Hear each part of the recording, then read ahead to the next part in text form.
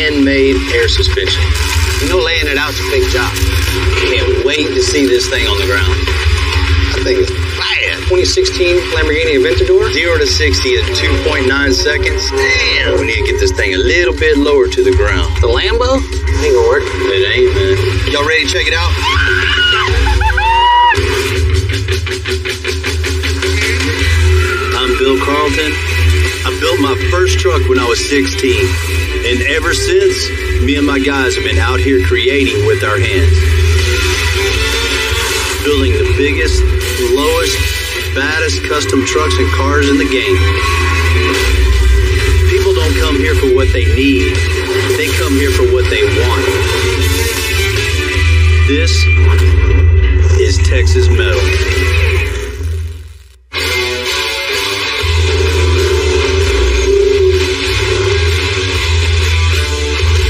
Man, it looks like it's on fire over here. Dorian, what's happening? What's up, man? Spot? Isabella and Dorian are a great couple. I'm in Houston. They've done work for me in the past, so it's only natural for them to come to me when they want a truck built. What is this? A Grumman. It's an old bread truck. You didn't pay anything for this, did you? Nobody liked it, but I do. I see a lot of potential in it. Has character. Yeah. And I think it's pretty cool. Grumman made the first all-aluminum body delivery trucks back in the 1950s. This one from 1963 is a classic. We want to make it our vendor truck for our apparel company. Dorian and Isabel just started Sunday Fun Day brand, which is them selling t-shirts at car shows. They want to make this bread truck into a mobile t-shirt company. It does run, right? I think it does run. Man, I hope it runs. What are we doing? Well, for sure, I want to slam the thing. As low as it can go. Flat. Flat on the ground. Yep. You know, laying it out's a big job. And we have to convert it from, straight axle to independent. Probably have to change the different spindles, different rear end. I mean, it's quite a big job. It's extremely tough to build this suspension, something that Extensive hasn't done before. Whatever it is, we're up for it. I like to have a vendor door. Hinge it from the top so you have a little shade and, quite a big opening. Inside, I want to keep a bar theme. Would like to have some shirts display in the background. Some cabinets towards the back. Correct. Keep Cabinets for stock. storage. Yeah. On the outside, Nice. very cool. It sounds like it's going to be a good, nice little project. Do we get to try out the kegerator? You definitely do. Deal. So this is going to be a beer-drinking, t-shirt selling machine. Party on wheels. Since we do a lot of car shows, I would like something that is custom. Something that nobody else has. So as far as colors, Colors, I think we're going to do like a brush finish and a couple red accents here and there. so wrap the outside. Yeah, it's going to get wrapped. It definitely grabs people's attention to sell more product. For sure. I want every other vendor to look at us and be like, shoot, I should have gone to build too.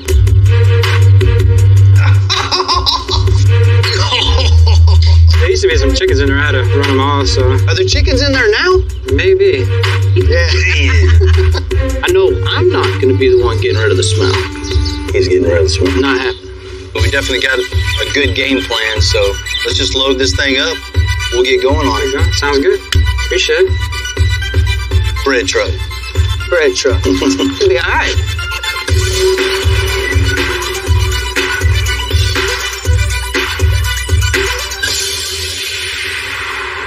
Man, you know this thing's gonna be.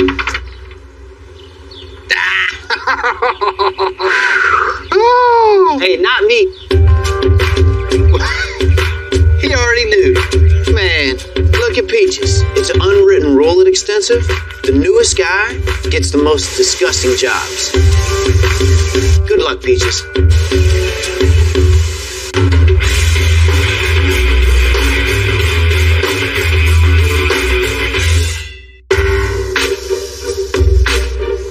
On some projects like this, I like coming in and figuring everything out before everybody gets started. Getting a feel for what needs to be done and just kind of laying out a path for my guys to go down. You want everything you do to fit the vehicle, to add to the appeal.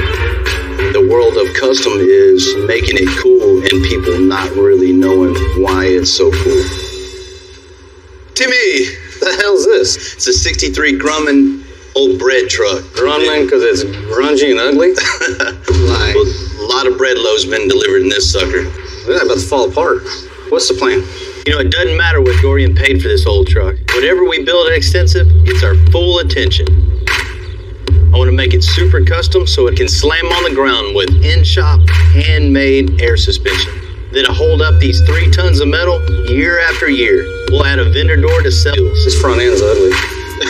I mean, it is ugly. They weren't worried about any kind of style delivering bread back in 1963. We'll torch the old bumper and grill off, and we'll add something with a little more style. Make it lower, cooler, paint. I think the best solution for a vehicle like this is just going ahead and wrapping it. I prefer paint, but that gets expensive on these corporate builds where they want to change up every 6 months. Inside is a bar theme with dark wood and displays for their t-shirts. I'll add a jump seat so husband and wife can ride together to the car shows, and a kegerator with taps on the outside for the customers. Making money and drinking beer. It don't get better than that. Right. Good deal. Ready to torch this stuff up? Yeah, let's do it, man. Before we build anything, the guys need to tear out the wheels, the grill, and that rusty old straight axle suspension. To have all this rust, it'd be a little bit easier to knock these bolts off. You got your tetanus shot? Mostly we won't need it. Getting through this rust ain't gonna be easy. Can't even get a wrench on the bolt. I'm gonna go get the torch. All right.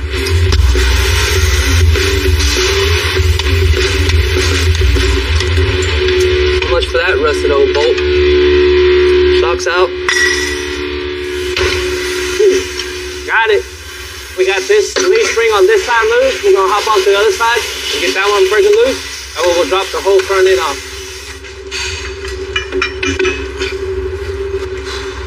With most of the front suspension ripped out of the way, we're gonna go ahead and start torching off the rear leaf springs and axle.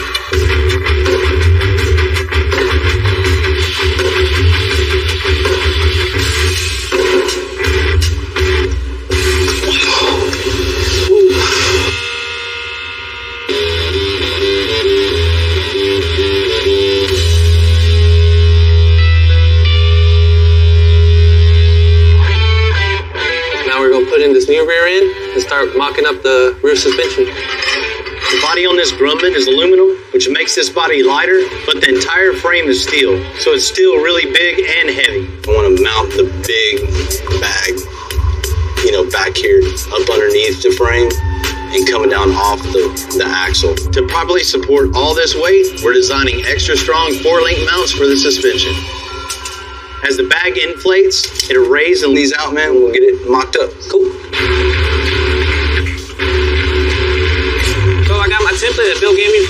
We're gonna go back to the drawing board, draw it up on the computer. Let the computer cut it out on the plasma. Clean it up, get it ready for weld. And then put it back up on the truck. We're mocking up the 4-link mounts to measure where the bar needs to go. We have to bend the bars to swing over this way so the bolts will clear the frame. How far in do you think we're gonna have to go? 1.5 inches. I got the angle figured out. I guess I can go ahead and start bending them.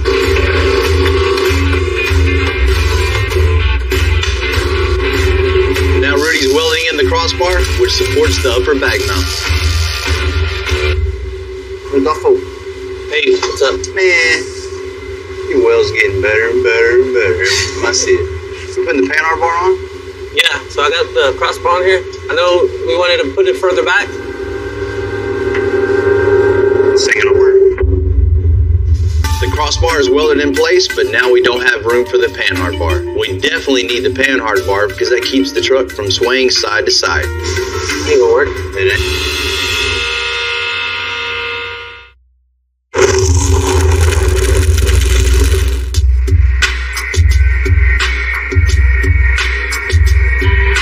Making everything custom like the air suspension on this Grumman, sometimes you don't see a problem till it's right in front of you, and the solution can actually make a better design. Tell you what, instead of tying it together like this, why don't you come off of the very bottom, come up to the center and back down, just bend the pipe and we'll cut the top part of the bend off so it'll look cool and be very strong. And and make room for the Panhard bar.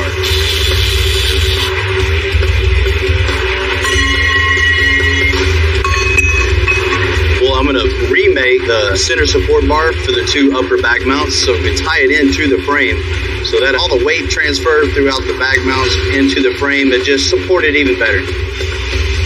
Now the pipe's all bent. Take it over to the vertical bandsaw, notch it, cut the end off the pipe. It ought to fit right in place. Perfect. Let's ground that real quick. We'll tack it up. So we got our new bar in. This bar is going to actually be a little bit better than the one we had in there previous. Now we got plenty of room. Our motto is bagging the best, fixing the rest. And Extensive has built its reputation on custom air suspension. Oh, dude! We can bag pretty much anything on wheels. Big or small, fast or slow, we can raise them up or drop them low. The Lambo? It's the Aventador. That thing is bad. This 2016 Aventador is one of Lamborghini's fastest on the market, and that really says something. 691 horsepower, 0 to 60 in 2.9 seconds. This thing is basically a race car. So when I got the call, I jumped on it. How you doing, guys? Hey, man. What's up? Good morning. Okay. You know, Marcos owns one of Houston's largest concrete companies. He works long hours, busts his ass, but he takes his play very seriously, which I can definitely appreciate. This is what I got, 2016 Aventador. Every single option available from the dealer, but man, I feel like I'm missing something. I want you to, I don't know, make it stand up a little bit more. Something to set you apart from the other two in Houston? Basically. You know, Lamborghini made a couple thousand of these cars, but guys like Marcos, he's got to have one of one. So what you think? Well, first thing, we need to get this thing a little... Some people say you can't drop a Lamborghini any lower because they're built with such precision, but we can do it. Definitely change the wheels out. Just something that really just sets a statement when you're going down there. I like that, dude. Yeah. I like that. Want to look at the inside on this thing? Man, this thing is nice, Marcos. I don't know if I'd get too deep in it because you always constantly trading these things. Man, we don't want to devalue it at all. For sure. The key to customizing a Lambo is to make it stand out while retaining its value and performance. Because, come on, everybody had a Lamborghini poster in their room at some point. Question is, how's it drive? Yes, you need to find out. We definitely need to check that out. You ever seen him drive?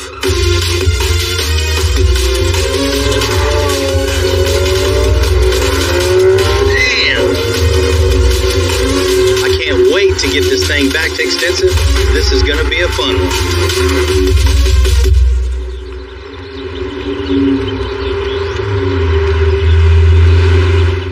Man, matches my red hat. Employee Appreciation Day? Mm-hmm. Dude, that's You bad. wish, huh? Man, what are we even gonna do to this car? And we're going to set him apart. Lamborghinis are known for their top-of-the-line engineering, so I want to compliment its performance fiber front spoiler, side blades, and wing. A set of red anodized wheels, and a new set of springs to drop this thing low as it can go. Man, what a sharp car. And we need to get these parts going, man. Let's get it rolling. Got it? All right. Speaking of rolling, this guy. How fast were you driving?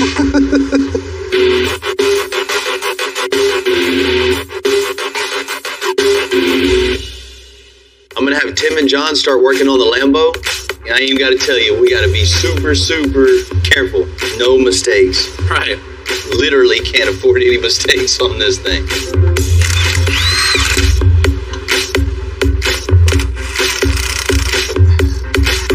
We're unbolting the old yellow stock springs off these struts, and we're going to be installing some new lowering springs that will allow this Aventador to go even lower. Got you a present, buddy. Not only that, we're going to color match these lowering springs to match the car. While we're waiting on paint, John and I are removing the stock carbon fiber pieces.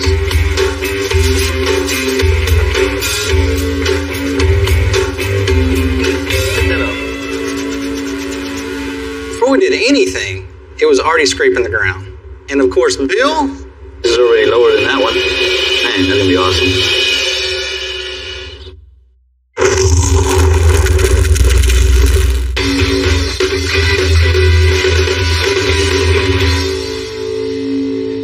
John are installing a lower, wider front lip on Marcos's 2016 Lamborghini. Use my helper, you got it. I got it. It's designed to decrease air pressure and reduce drag. Extra careful, Tim. When you're bolting on the carbon fiber pieces, you need to be really careful. Real lightweight, but the stretch is super easy. If something goes wrong, you just can't really fix it, so that's what sucks. Now we've installed carbon fiber blades, it's time to put on the wheels. The red and the black are going to offset the black windows, red paint.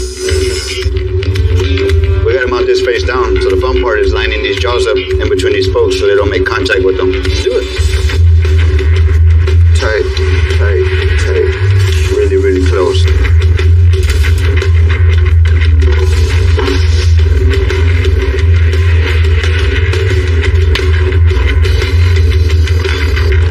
Gonna change the whole appearance of it once they're mounted up on there. It'd be badass. Lowered. Yeah, let's check it out.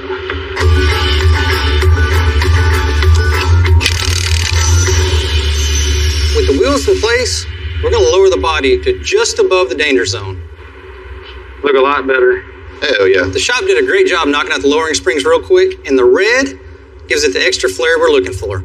And we get these on, we can adjust the front suspension, and we will drive this thing. Who's taking it first, you or me? I'll take it for the weekend. You can have it next week. That'd be wore out by then. These new springs have the tension and the length to drop the Lambo to the ground. But I wouldn't recommend it.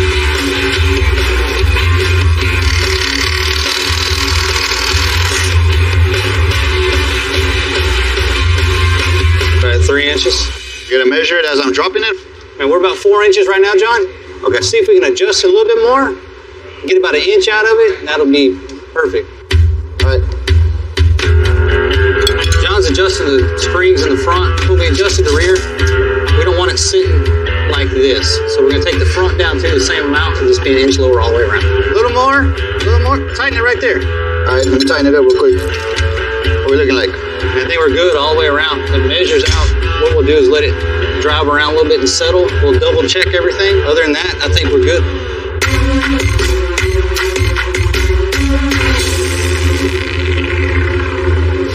It's been a busy few days at Extensive. We're almost done fabricating the suspension on the Grumman bread truck. So how was the day last night? It went good until the transmission went out. Transmission went out. Dude, she did help push. She might be a keeper then, huh? Yeah. We did good on the back suspension, Rudy. Let's get this front in and get this thing going down the road. We're securing the new cross mirror by welding it directly to the frame. Hold up. That one got in my pants. This will make it strong enough to support the front suspension. Just gotta make one more little cap here. That's it.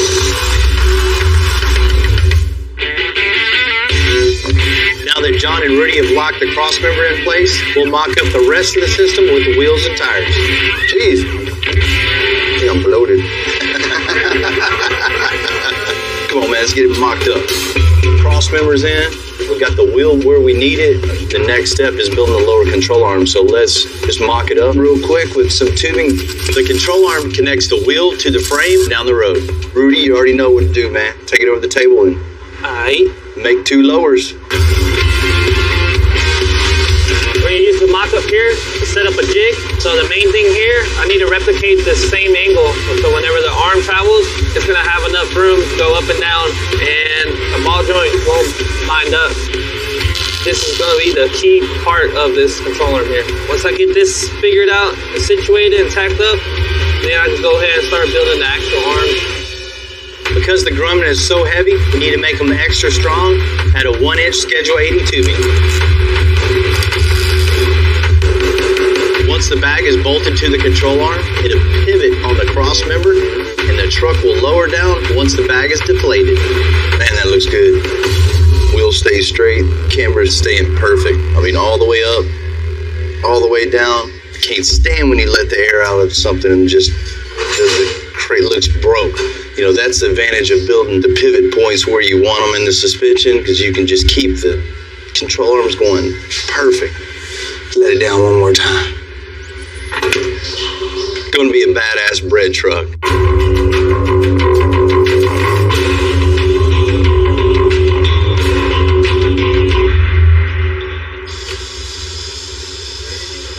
Because the bumper and grill stick out, the front of this bread truck never looked right to me. This old Grumman needs to have a custom grill. The old grill just wasn't cutting it. When you see a car coming at you, one of the first things you see is the grill, so it kind of sets the tone for the whole vehicle. You want something with a little style to it. I'm gonna start by drawing out a new perimeter for the new grill and have Rudy burn it out. That's the definition of custom, is you want clean, smooth, flowing lines that fits it perfect and not too gaudy or flashy. That's really gonna set this whole front of this whole truck off. It's like a mouth, huh? With some teeth in it. All right, we're ready for Rudy to transfer the dimensions of the grill to the plasma cutter. He'll burn it at a 1/2 inch aluminum. To add a little extra style, you get John to bevel the edges.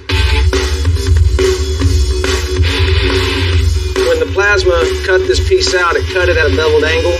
So I'm gonna use a flush trim bit to follow the very top edge, and that's gonna cut all this extra slag and stuff off, square this piece up, make it nice and smooth and neat. After I get it smoothed up and flushed, I'll build around the outside of it and actually put a shape to it. All right, one Grumman grill, ready for polish.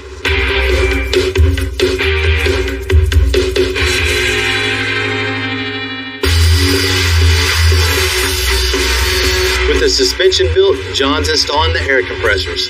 These compressors will enable this big old truck to raise up or lay all the way on the ground. All right, we should be good right there. This is a supply line for the rocker switches and this air gauge, which we'll be mounting right here. And the rocker switch is right here, right under the gauge. And this will control your up and down movement. And once this is all done, we'll be able to get all 6,500 pounds lifted up. Man, I can't wait to see this thing on the ground. This thing was a lot of work. Hell yeah. Perfect.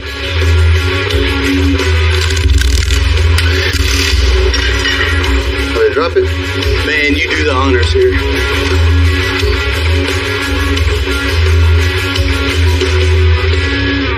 Tear it up? Yeah. You ready to drop it? Sir. You got power? Yep.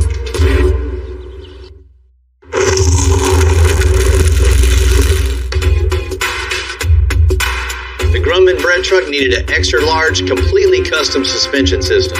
Now to see it flat out for the very first time. John, you ready? Yes, sir. We've been waiting a long time for this. Ready? Man, let's do it.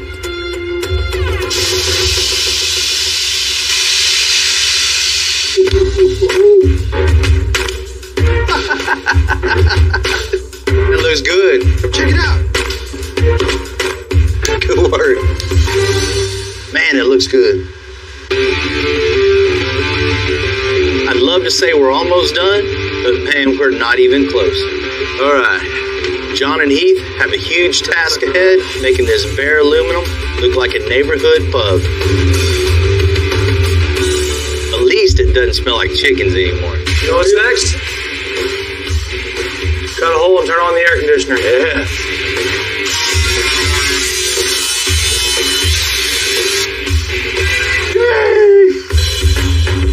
That has to go up there. I don't know how in the hell we're gonna get that up there. All right, the awkward elephant walk. I don't know about this, man. Look at that roof. I know. It's already sagging. That's why you're gonna crawl on there, not me. This will be fun. All right, I'm gonna get underneath, see if we can line this sucker up. It's like urban surfing up here. All right, right there, we're good. I bet it looks terrible on the roof under there. John, you gotta come check this out, brother. We gotta figure out something. Oh man, that's terrible. Thing's sagging bad. That's gonna leak like a sieve. I think we can go in here and make some braces, man, that come from this beam to this beam. Straight across, pop that sucker up. That way it'll strengthen this roof back up from all the crap we cut out of there. You don't have that issue. Yeah, and it'll hold the weight of the unit better. Yeah. That'll probably work. Done deal. Oh, yeah. Science. Science. All right, let's get this wall put up.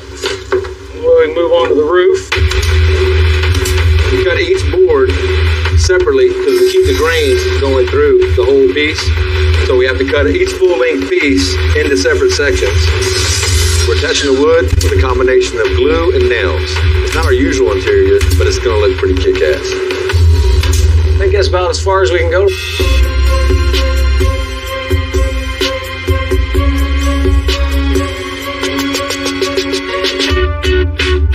I'll let you do the honors today, Timmy. Dorian and Isabel want to sell t-shirts and apparel for their company Sunday Fun Day, so we're going to cut a vendor door in the side of the garage.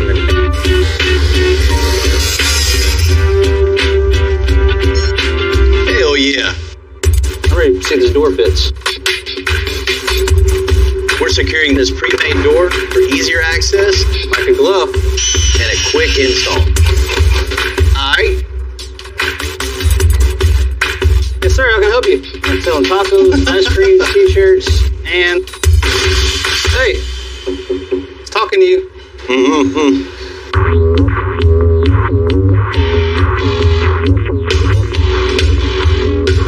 Tim and John are bolting a new wing on the Lamborghini. Then it's good to go. You know, I hate seeing this one go, but Marcos wants it back.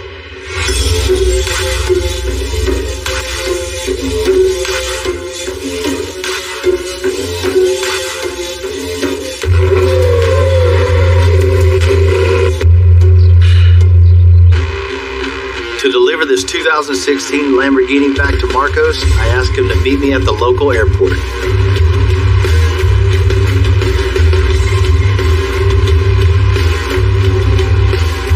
Hold on, Bill. What's up, man?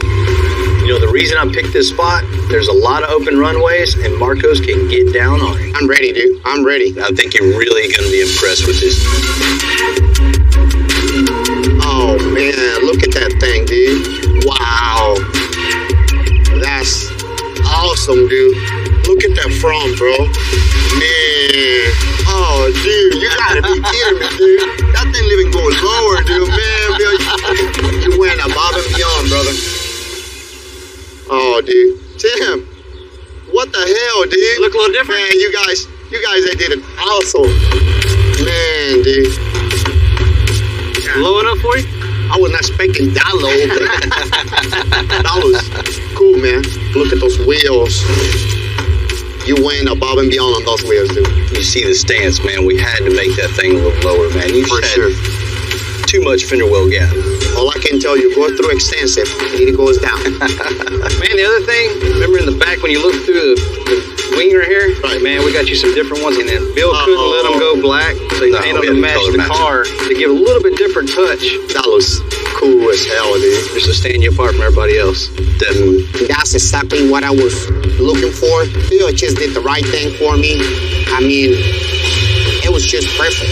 Looks really cool on the outside, dude. But how this thing drives now? Let's go see.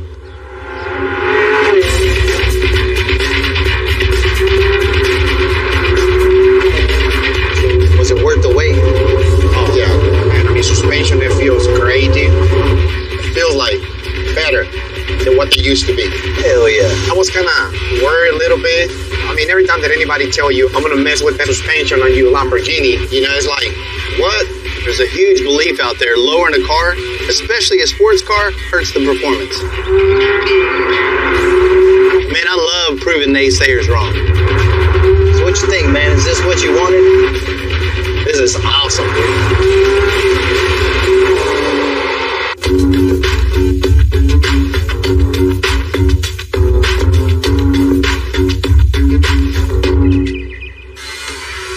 Ready to do this, Timmy? The front end design hasn't changed since delivering bread in 1963. New grill and bumper. Let's take this off. We'll cut the little lip off. Roll this in the roller, the same as this. Then we can roll the grill. Let's do it.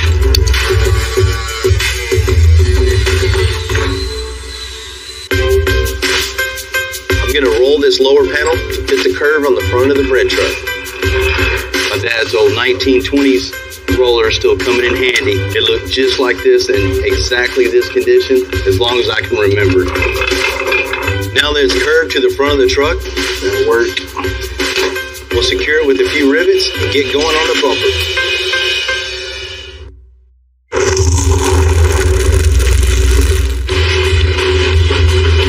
The 63 Grumman now has a completely handmade custom suspension. To make a stronger first impression, we grabbed an old Chevy bumper that I think will work. Now we just need to make it fit. The body will be pretty much like this when we're done. But right now, as you can see, we're hitting here. So we need to remove this excess frame rail.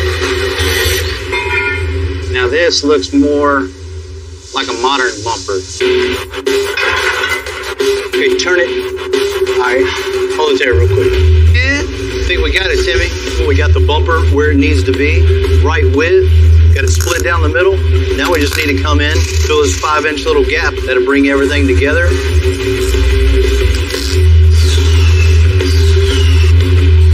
When we're done, this new bumper is going to look like it should have been designed this way. I like it, man. It's way, way nicer, all sucked in, pushed back. And it fits really, really good to the truck. Looks like it came that way from the factory.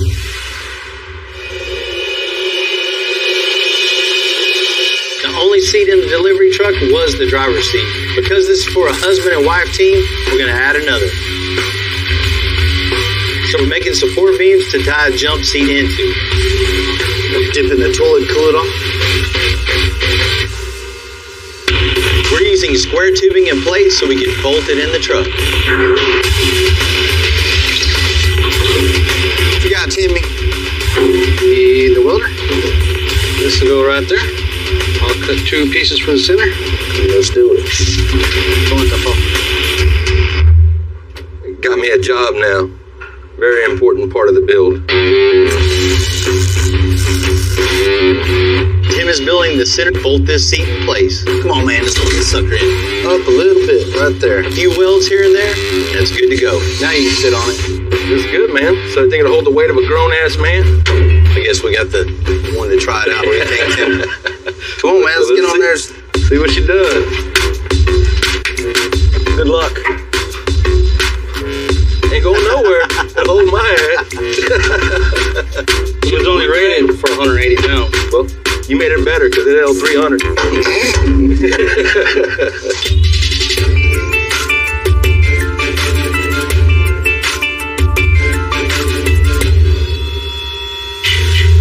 Because this is a corporate build, we really want the customers to see this thing from a mile away. We've created a great design, and it's a huge challenge wrapping this entire bread truck, but John and Jose are definitely up for it. With these old builds, there's a lot of issues that come up. This one, it's not completely flat. There's a lot of different curves, different shapes, small body work here and there, some hinges and bolts that we have to work around. There's nothing that we can't handle. Once the vinyl's all installed and it's all matched up, we use a little heat and our squeegees and work down every seams and body panels and QC it, and then we're done. Yeah, this is gonna look sick. Dory and Isabel want to serve beer out of this truck, so I asked Heath and John to install taps for the kegerator. Just cut a hole, put an extra tap out here. That way we can party on the outside while they party on the inside.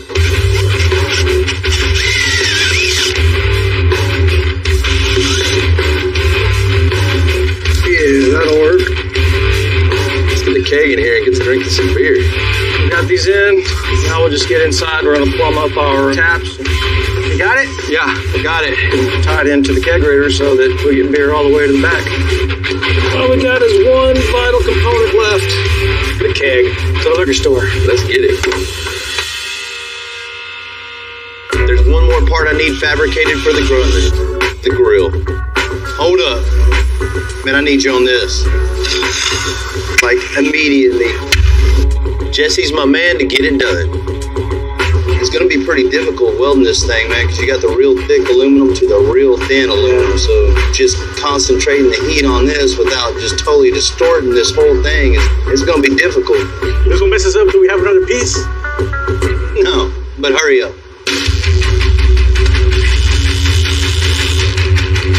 If I mess this one up, it's gonna set it back about a day or two or more.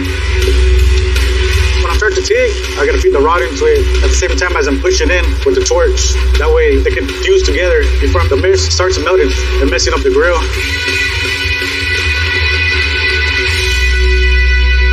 One and done. Jesse did a great job as usual. Now to paint this thing black to tie in with the wrap. Make it look good, man. Okay. Before painting the grill, Harold's body working out every nick and scratch.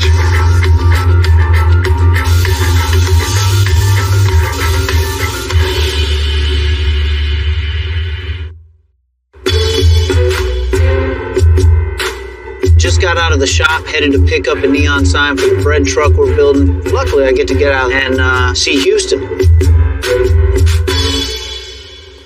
I have to constantly be on top of these parts. When the guys are building vehicles, they need parts. Is everything? Man, it's everything. And if they don't have the parts when they're ready to put it on, then it costs time. And time is money. So basically, my job before they need it. My entire life, I've been in and around shops, specifically working on trucks. So it's really cool working at Extensive. Being affiliated with a shop that's known all over the world, man, it just doesn't get any better than that.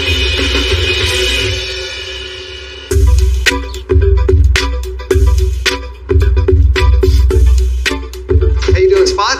Got me ready to roll? Think so? Oh man, that looks super cool. Dude, it's exactly what we wanted. Very cool.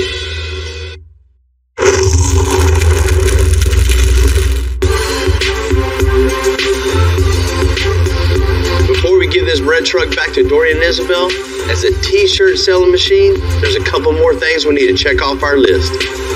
We got the truck all wrapped up. Now we just have one more thing to do is just add the wrap to the wheels. Pretty much the whole theme of the vehicle is red and black. There's not much left on it that's polished, so just to help tie in with the whole theme itself, we're adding the same graphic design to the wheels itself. Man, that looks good, huh? I know it was a lot of work, Timmy, but man, when it's coming down the road at you, right? Let's get the grill on this thing and top it off.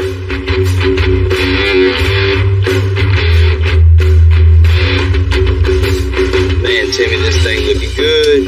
That looks real good. Kind of completes the whole truck.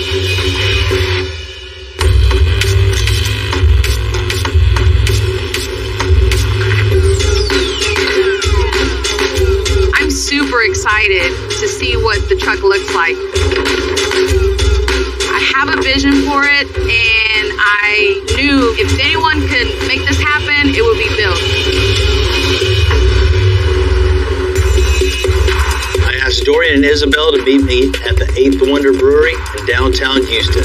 Every weekend they host an event here. Vendors are selling food, drinks, you name it. Very soon there'll be a one-off custom truck selling Sunday Fun Day t-shirts. Hey, thank you guys for bringing all the merchandise today. Soon it'll have a nice home in the new van. Good, I'm tired of hauling that in the back of our truck. Yeah, y'all ready to check it out? Yeah!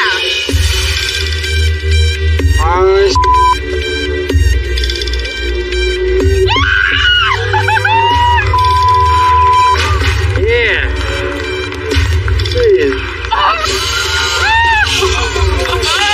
Yeah. That's awesome. He's mad. I'm shaking. When that thing hit the floor, man, they loved it.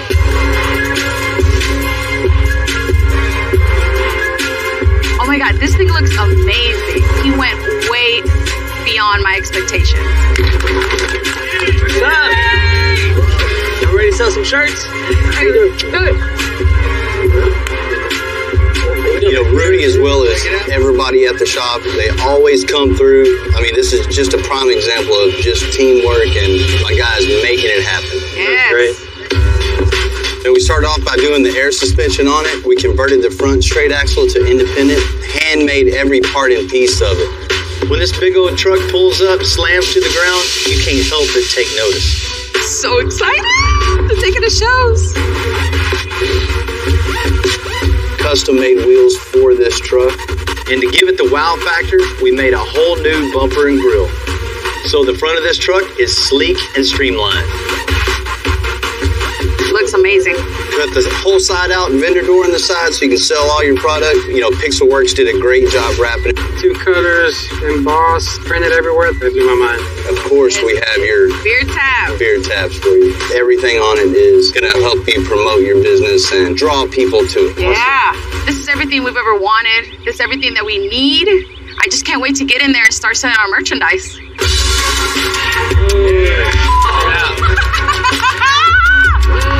This is amazing! You open the door, those guys were just blown away. I mean, they had no idea. You know, you wanted the bar feel.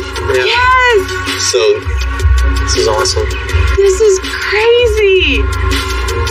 Not so many more chickens in there. This is amazing! The whole interior with the wood inside, how they redid everything just real nice and subtle. It looks awesome. I knew you guys were the ones to come to help us out with this build. I think she likes it. I think it's awesome, man. You guys ready to check out the taps? Yeah! Well, cool. Let's get the product loaded up. We're ready to sell some. Here you go, buddy. Once we open up our doors, the people just flooded the truck. Do you have like extra small or small? Mm-hmm. Yes, ma'am. Today is a great day. I mean, it's making them some money. I mean, that's what we built it for. That's what they need. That's out of whack. It's totally smashed in. This core support piece, we got a big gap. We'll see what this thing can do. What's up, man? I need to be able to get this bike in the back of this truck. There ain't no way you can do that safely. We can make it happen by building you a custom air suspension trailer. This is actually my first one to build, so no pressure. That is awesome, bro. I'm Bill Carlton. I built my first truck when I was 16. And ever since, me and my guys have been out here creating with our hands. Building the biggest, lowest, baddest custom trucks and cars in the game. People don't come here for what they need. They come here for what they want. This is Texas Metal.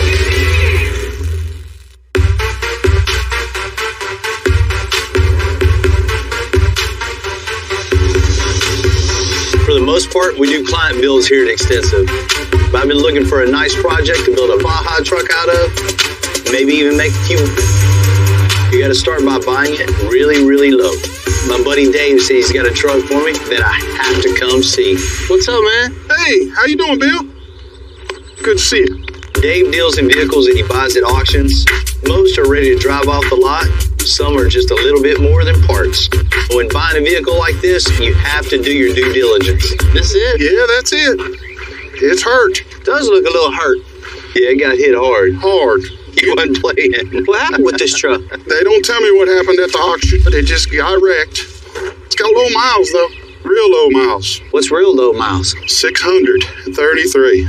Oh, man. Good rear end, good motor, transmission. Man, it looks good for parts. Man, still got the new car smell. Oh, yeah, she's new.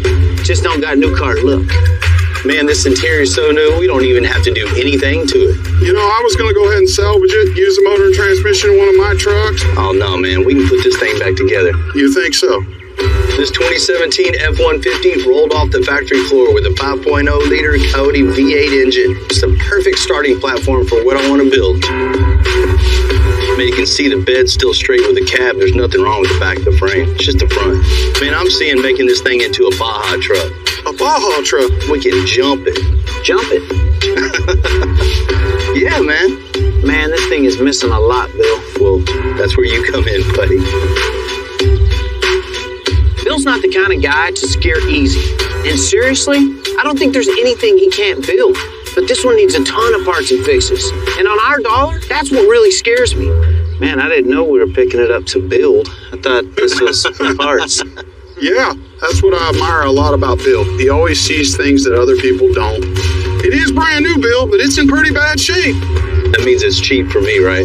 Yeah, we can run a special. We always do. Man, we're going to get it running. And you can come check it out, man. You can be there when it happens. I'd like to be there. Let me know. I trust you, but do you really want to take this pile home? Come on, man, of course. Yep. Most of the time, you should just strip a truck like this for parts, but I've been doing this a long time. You see the right truck? It's endless possibilities. We're going to turn a pile of bent-up crap into something that's going to be really cool, man. I've been wanting to build a Baja pre-runner style truck for a while. Street legal truck, you can race and jump. This truck is a perfect thing. We gotta launch it. By launch? So, how high are you talking? man, at least this high. Yup.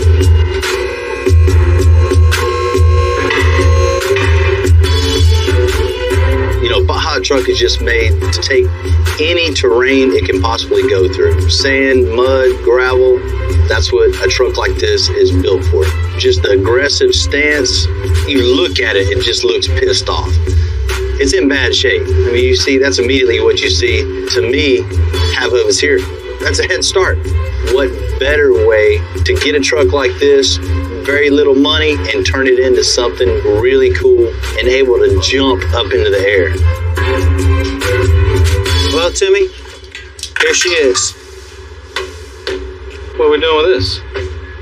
Taking motor out, trans out, wheels, tires off. A couple doors look good. Come on, man. We're gonna build a Baja truck.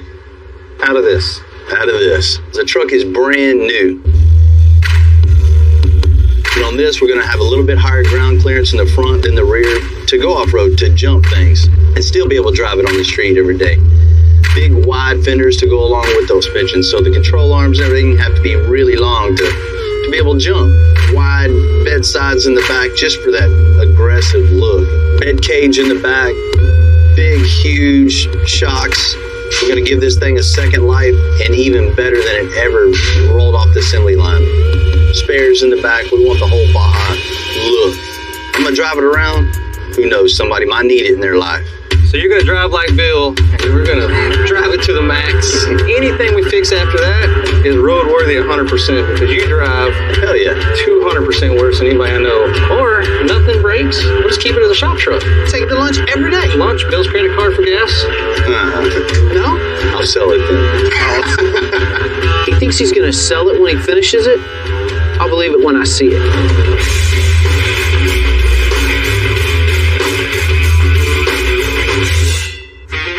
You know, looking at this truck, you can tell it got hit really hard in the front passenger side, and it's obvious we're going to replace body panels. But man, we need to tear this thing down and see what kind of frame damage there is. The back's good. I don't have any concern at all with this. Let's get the front of this thing all tore apart. Front end looks a little bit jacked up. You wouldn't even call it a front end. It's like somebody had already started repairing it. I seen it all wrapped up. Now I see it got hit way harder than I thought it did. Man, the whole throttle body's missing. Probably gonna need a new one anyways. Get some power. Well, let's get it tore apart, man. Let's see what else. Let's see what else we need. Dang.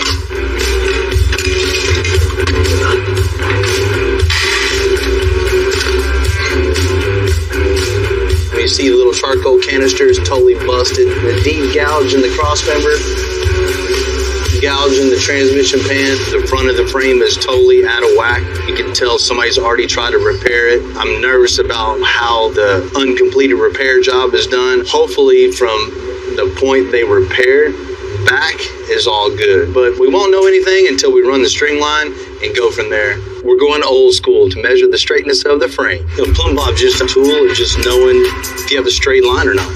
Sometimes you don't have a point you can just run a tape measure right off of. So if you drop a plumb bob, which is just a weighted string, that gives you a perfectly level string to measure off of. So you can measure from each side of the frame to the plumb bob to know if you're perfectly center on that. If it lines up with your horizontal string, you know you're... off by 1/8. At the same time, we'll level this thing. So the level will tell us if it's out of whack this way, and the string line will tell us if everything's completely straight that way. It go up a little bit on passenger side. Pretty good. Check out that front. Aha, it's out of whack. Make it level. Let me see how far off it is. The front end is definitely tweaked a little bit. It's a little off center. We want this thing to drive perfectly straight down the road. We want everything 100% in line, no alignment issues. We don't want it pulling off to one side or another. We're going to be abusing this thing. Well, I am.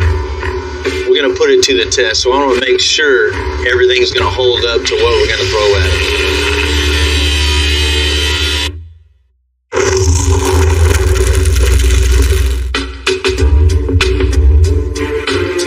Thing we need to do on the F-150 is repair the frame. It's not just the damage from the accident, but the bad repair job. Elu's going to cut that out. We're going to start all over. Down. All right, perfect. Elu's got all this cut loose. It lines up perfect with our string line. Plumb bob is 100%. It's perfectly level. The last step is just weld this thing up.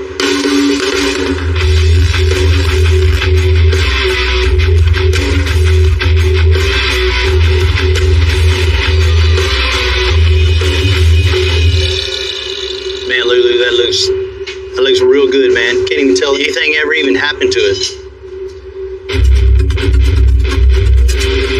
It's just not the frame needs to be fixed, but the whole passenger side core support was damaged in the accident. So Rudy's going to pull off the bad piece and install a new one. This F-150 has been in a real bad accident. So what we found was this core support piece, it should be nice and straight here and then curve out. But as you can tell, if we put a straight edge here on the straight part, we got a big gap here. So a little gap here is going to create an even bigger gap here on the end. So we're going to go ahead and pull this piece out, bring in a new piece. It's nice and straight. And that way, when our fenders go on, they should bolt up nice and perfect. So the core support is the structural frame of the front end. Our headlights, radiator, grill, bumper, all that bolts up. It needs to be nice and straight for everything to fit perfectly.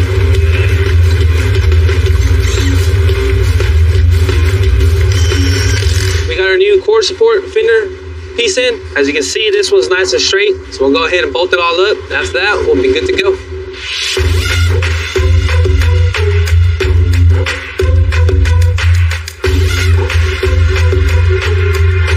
As much as anything else, I think we're in the problem-solving business. And today, Chad and Melinda, they got a good one for us. They own a local bar and restaurant, and they build their own custom bikes, and they paint everything orange. I mean, everything. What's up, man? What's going on, buddy? How are you? Good, man. Known Bill for about 15 years. One of the first trucks that I ever worked on.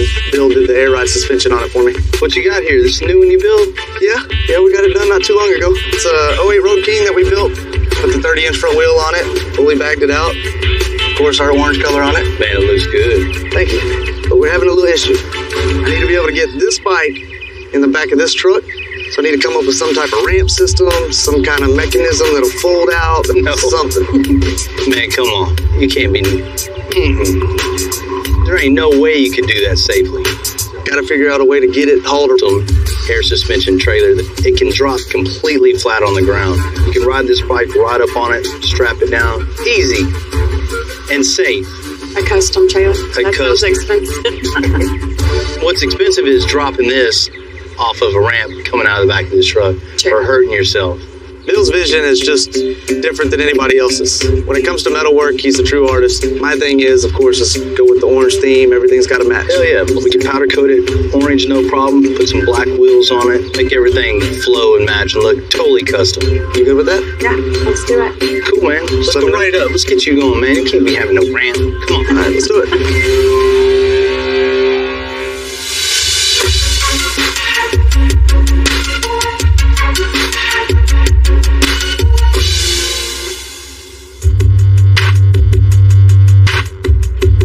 In 2000, I had an idea for an air suspension motorcycle trailer that is set completely flat on the ground. Had a bike, didn't have a truck at the time, so problem solved, air suspension trailer. You know, a lot of people just see a steel rack, but when you have a steel rack, it's endless possibilities of what you can build. Anybody that's ever put a motorcycle in back of a truck, they know how sketchy it is and how dangerous and how much it's going to cost. And this just solves all the problems, just makes it super easy. Ride the bike right up on it, strap it down, air it up, and you're on your way.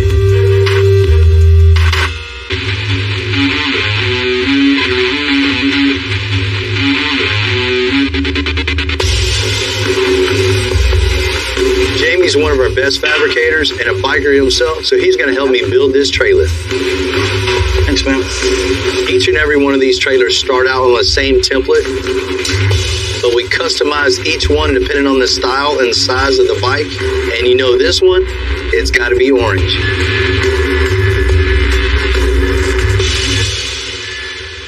So there's a lot of tube on this trailer. It's probably about maybe close to 60 foot. It needs to be pretty strong to hold up his bike. It's a pretty heavy bike. So everything needs to be cut exactly. There's a lot of angles on this trailer.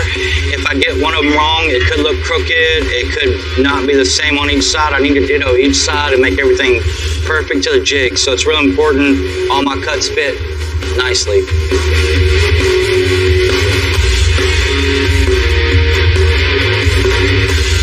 This is actually my first one to build, so no pressure.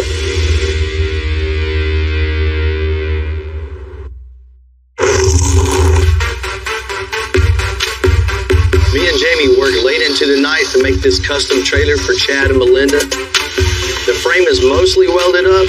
Now it's time for the airbags. Jamie cut one of two suspension links, so we're going to put this bar through it, and then it's going to pivot on the bolt. This is actually going to be the suspension to the trailer. So you see there's no traditional trailer axle going all the way through it. The spindle of the wheel is going to be right here mounted.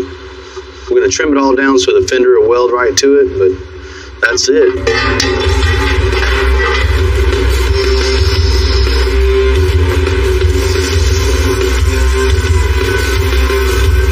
When this thing's all done, it's going to be years and years of trouble-free towing. There you go, man. Hell yeah. Tack it. All right, cool. Hell yeah. This is the same basic system we use on our cars and our trucks. And you can see when you put air in this, as soon as you hit a switch, the valve opens, air goes right into the bag, lifts the arm up, trailer raises. So that's basically the whole suspension in this thing. Now to fit the big wheels.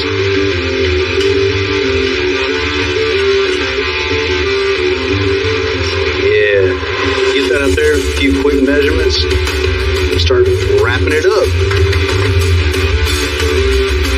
You know, we don't have a fixture for this, so every one of these are custom to the wheel, the tire, everything varies on this. So we build everything one off.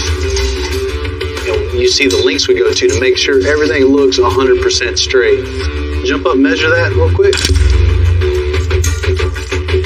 Nobody's going to notice if it's 100% perfect, but they're damn sure going to notice if it's crooked. Man, that's perfect. That's what I'm talking about. Now that the frame is straight, we're going to install a long travel suspension on this F-150, which is specially designed for the pre-runners. Knowing Bill, I know he's going to drive this out of this thing. So these control arms need to be long, strong, and sturdy, which they are. It's going to be perfect for giving us that suspension travel to make sure we don't roll this thing over. It's the last thing this truck wants to do.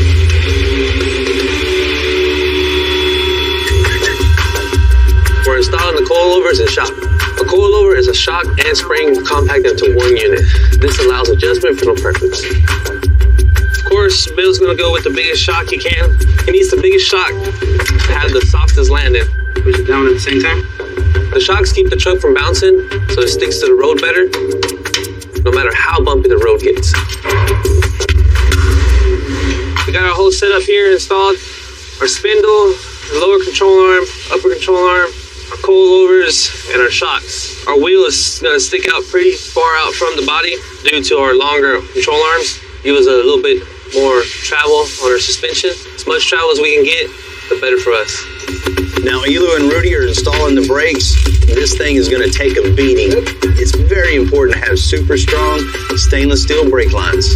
We don't want the line getting kinked up or ripped up, because if the brake line breaks loose and gets cut, this thing ain't stopping. We really need this brake line to work. Elu is installing the limiting strap.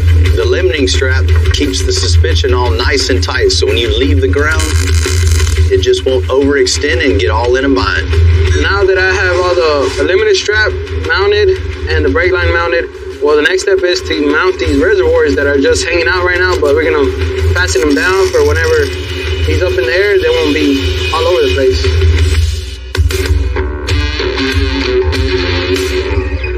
That's in. That's perfect. The frame on this F-150 is good as new.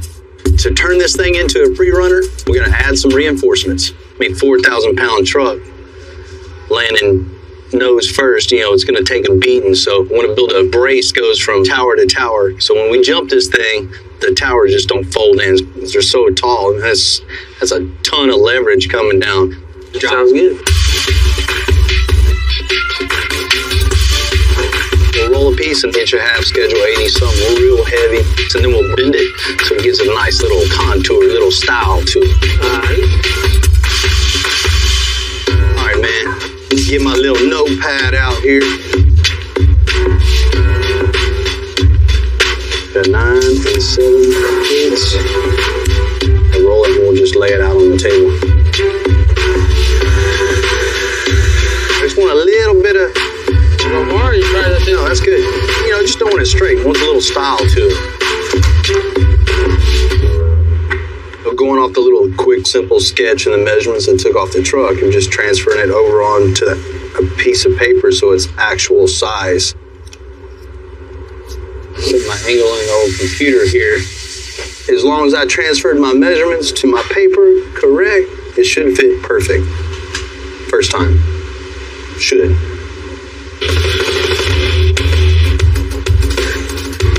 This machine uses a hydraulic piston to force a precise bend into our pipes. I say that's it. Now we just gotta cut it. We got our marks. Next step, chop it up, put it on.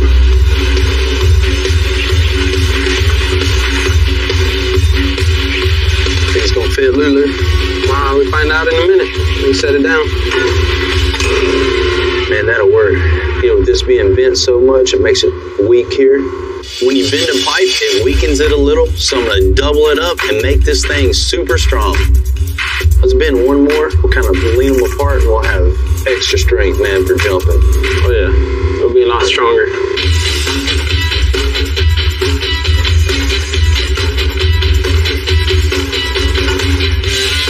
That's it, man. That looks good. Let's tack it.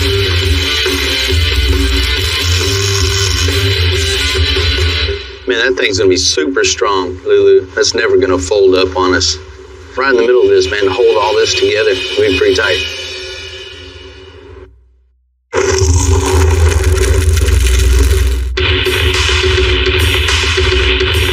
The engine brace for the F-150 is almost ready.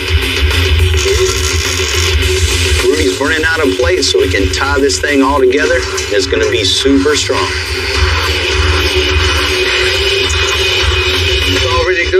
Go ahead and hand it off to Bill. You can go ahead and weld it on the Baja truck. Ooh. How's that look? Man, that looks good, Rudy. Tack this thing in.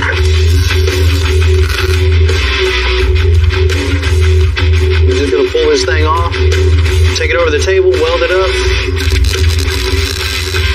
This is one of the things that nobody's ever gonna see, but I know it's there.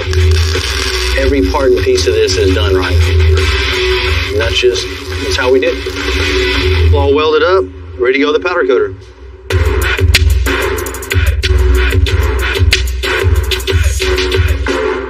Because we're turning this truck into a Baja style pre-runner, it has longer front suspension. It's gonna make the wheels stick out farther than the factory fender wells. So I'm having Charlie and Fernando modify the fenders and the bedsides to make this thing all fit. Being being that Bill wants to jump this thing, we need to make sure we've got a ton of clearance in here, so that way that when he does jump, there is clearance and the tires don't hit the inner wheel wells, and he doesn't have a problem with that. So the first thing we're going to do here is we're going to drill out all the rivets that they have in here holding this out, and then we'll remove this outer shell, and then once we remove that, we'll trim it all off, and we'll use a piece of this to actually keep it extended out, and then we'll build our own wheel well and make it all uniform. This piece is already all mocked in of where we think we want it at, and so now what we're going to do is we're going to bring the fiberglass bedside in and double check everything, check our measurements, make sure they're all good to go so we can continue on with the rest of the form of the fender weld. Looking in here, you can see how we made everything mount to the factory edge, so when you look at it all in one piece, it just, everything flows in like if it was made that way. You know, once we get it all mounted and attached to there, you ain't gonna know that we ever even did this. Where's we going?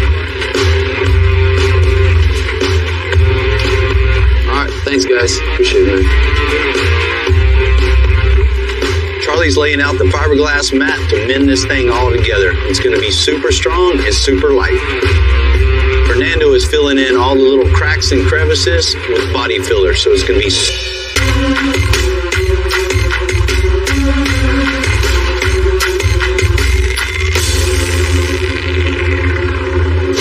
and we just got this thing back from powder coat. Everything looks good as it always does. Chad is going to be ecstatic. It matches with everything in his collection. So he's going to put everything in this tongue box. All the essentials to make this thing work is all right here.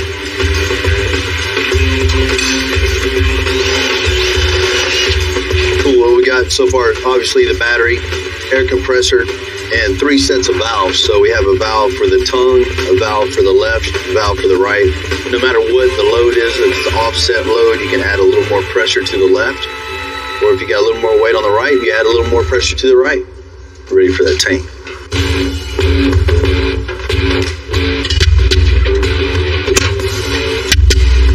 Yeah. Cool, we got everything mounted in place. Only thing left to do is just wiring and run some lines. That's it.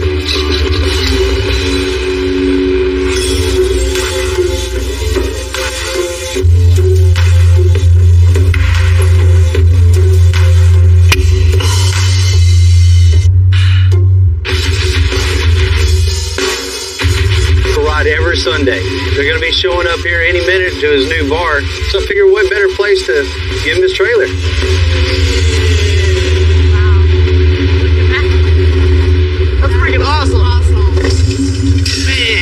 Damn, bro, that's freaking sick. I didn't even imagine this, bro. That's over the top. So good. That is insane. So you gotta have the orange and black, I know. Man, you know, I wouldn't accept it if it wasn't. So it's perfect. It's full air suspension. Of course, you know, it has 3 bags. It has a bag on each wheel and a bag on the tongue. So you can leave this thing hooked up to any vehicle and drop this thing completely flat. So it's super stable. You know, you ride your bike right up on it, strap it down, air it up, you're good to go. It doesn't get much better than that, bro. Yeah, man. When we talked about doing something like this, that's why we went to Bill. You know, I knew he'd come up with something that would work perfect for us, and just the fact that he can, you know, build something out of nothing is amazing. Check it out. Let me show you how to work this thing. Yeah, let's check this thing out. Everything's inside here. All the switches. You see the tank, compressor, valving, everything is all in here. Hit the 2 switches, air the back up. That's freaking awesome. That is awesome, bro. Man, that's insane. Oh, when Bill hit the switches, I mean, that was really cool. Yeah. For it to be 3 different bags, 3 different switches, you know, all fully adjustable, to be able to work behind any vehicle that we pull it behind is going to be really cool. Definitely feel safe putting my bike on it. And the last thing to see is how it fits on the trailer. Yeah, hopefully it fits. There you go. Wow. Man, that's insane. Man, it fits. When Chad rode that bike up on the trailer, it's obvious it's 100% package complete now. Perfect match. Bro, that's insane. That looks really good. Man, this is way better than ramps, huh? Yeah, for sure. And cooler. Yeah. There you go. Yeah. Definitely cooler. It definitely flows. Flip this thing up, man. See how it picks it up. Made voyage. Oh, wow. That is So glad you got that. Ready to go. Yeah, this looks really good. The bike, the trailer,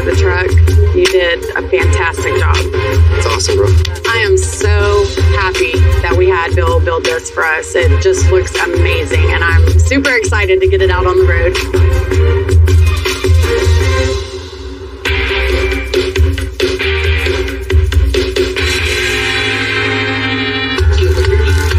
Now that the front suspension's all installed on the Baja, it's time to get that rear end in. But I'm just hanging off the back. Make sure the truck don't go forward. Good? Go. We got to remove the factory leaf springs, but everything's in the way. The gas tank is coming off, and we're moving the exhaust just to get to that one bolt to get the springs out. You're good.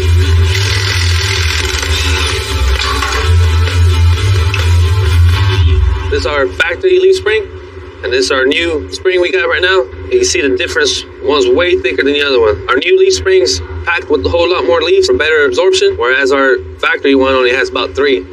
So this was pretty much made for potholes, and this was made for big ass jumps.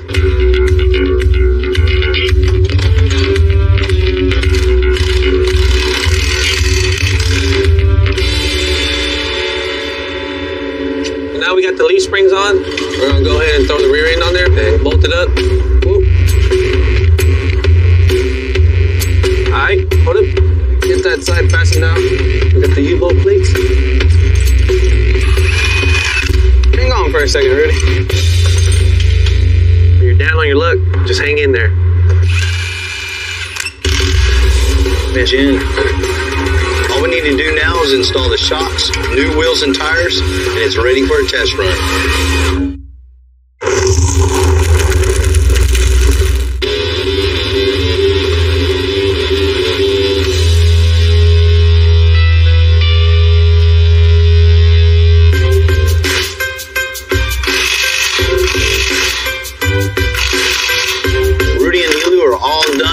The rear leaf springs on the Baja F-150. I love how this thing's turning out with the big shocks, 16 inches of travel, attached to the new long travel leaf springs. I can't wait to get the big wide fenders on it and go test this thing out. Matter of fact, when put the wheels on it, you'll see what this thing can do. The stock tires just aren't going to cut it, so we're replacing it with 37-inch high-performance off-road tires. I really want to see how the suspension does, how it reacts when it hits bumps and dips, and there's all kind of little fine-tuning tricks that you can do to this type of suspension. But, don't know till you really put your foot to the floor and see what kind of reaction you get out of the truck itself, putting bigger tires on it. It's always a concern for not enough power. I call this the spot test.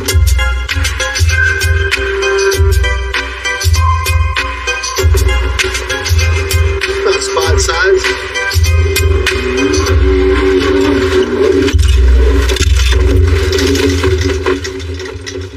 That was fun. Man, overall, it was a good run. I mean, there's definitely some tuning on the shocks, but we got to get this thing up in the air, at least over spot. I mean, it shouldn't be very hard to do. We need a lot more power and a lot bigger jump. When I get back, I'm calling Justin and put me one bad turbo system on here, man.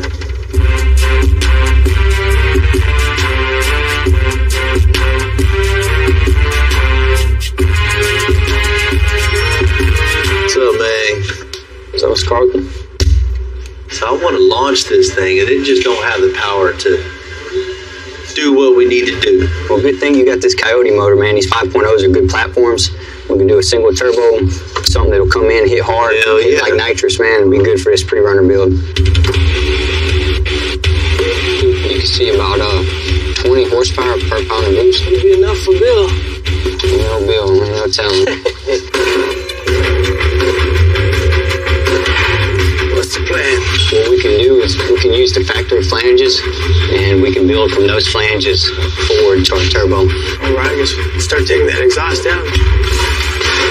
If we're going to tie into the factory manifolds, it's easier just to go ahead and use the factory OEM flanges and build from this point forward. So what we're going to do is we're going to go ahead and cut these off, and we're going to try to save it where we can use these O2 bones so we can use the factory flanges. Matt, this one should be ready, man.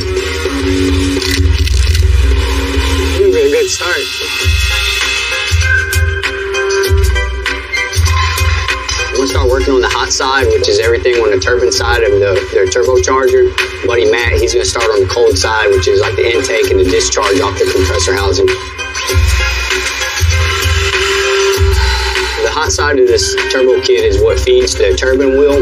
That's where, I guess, the magic happens. The air comes in and it pressures it up and pushes it out into the intake manifold. A turbocharger is basically an air pump. It forces more air into the engine. You get more air. This thing should spool really, really fast with the dual inlets feeding off of each bank of this 5-liter Coyote motor. So now we got the turbocharger bolted in. We're going to go ahead and start connecting to our intercooler. Matt's trying to install the intercooler on the F-150, but it just won't fit. The end tanks were kind of hitting on the inside of the frame rails. So we went ahead and we cut them to get it to fit. Now we got to modify and fabricate new pieces so we can go ahead and put our inlets on our intercooler. After we cut it, the coupler that slides on there, it'll want to blow off. So we put a little bead around it to keep it from coming off.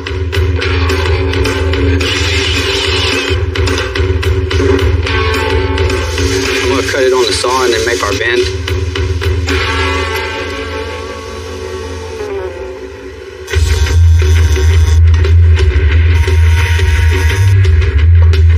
Now that we have our end cap tacked into place, we got 2 more plates that we need to make, and then we can go ahead and weld this side out.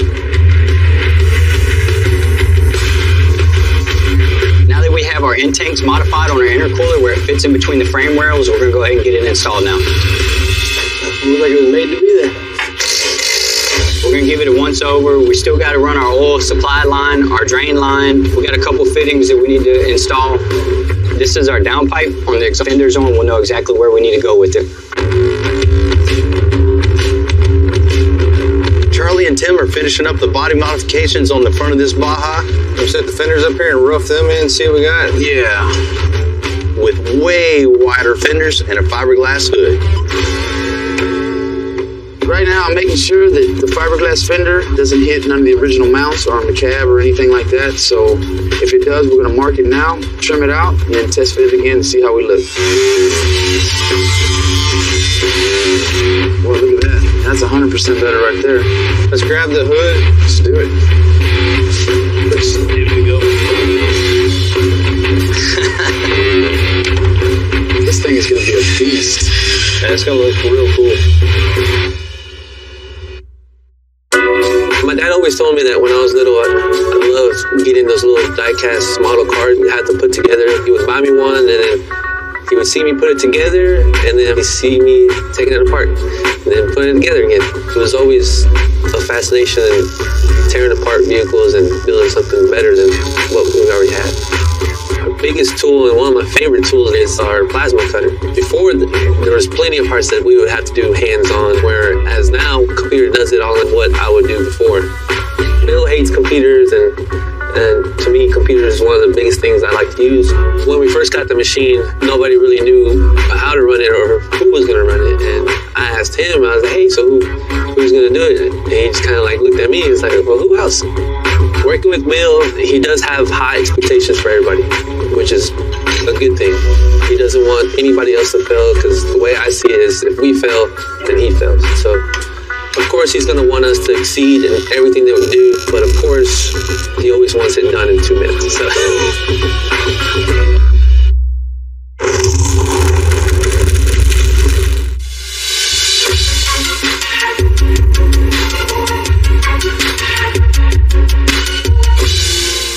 We finished the frame and the bodywork on the Baja build, but one day I'm gonna sell it. So I'm gonna pick a paint color that's just gonna turn heads.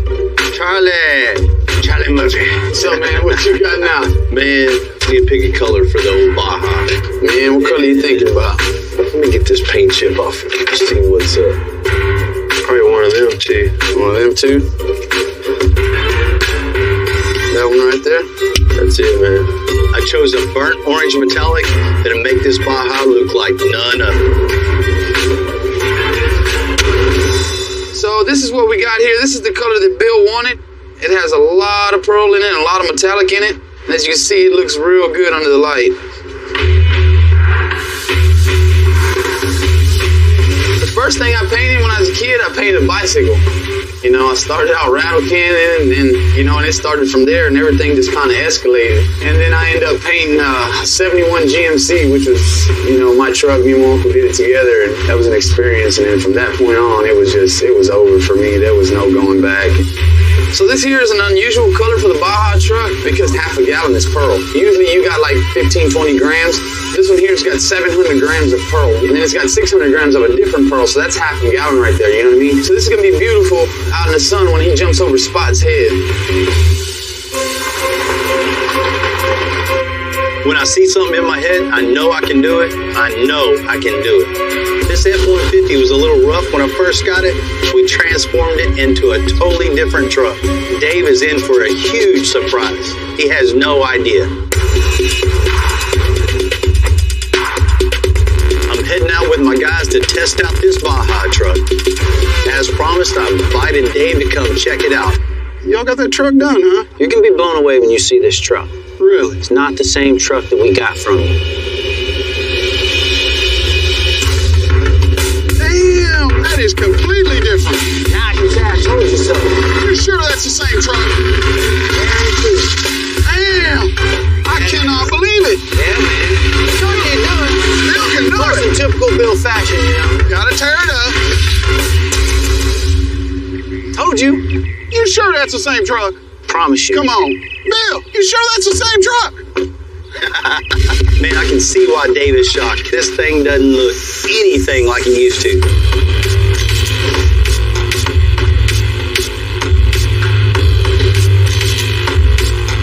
Well, you did a lot of work to that thing. Man, a lot.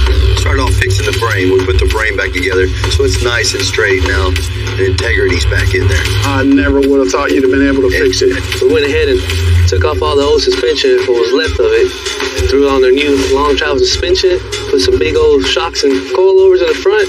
Man, it looks good. Of course, you see the color change on the whole truck. Oh, yeah. You know, the grill, the bumpers, and the super wide fiberglass fenders and bedsides, man. That thing just looks so angry and pissed off when it's coming at you. It does. Little bed cage in the back holding the spares. Sounds like I heard a turbo on that thing. Yeah, man. You know, we had a little test drive and it just wasn't getting it, so it needed a little more power. You gotta have more power. That's always. Custom made a whole turbo setup for this truck. Big stainless exhaust piping through it, intercooler tubes, all that stuff. Did it right. We about to see how much power it's got. Yeah. Man, I said I wanted this thing to jump over Spot. Last time we couldn't even get it over Santa. Man, and now it's time to give it another try with that new turbo. There we go. Come on, go.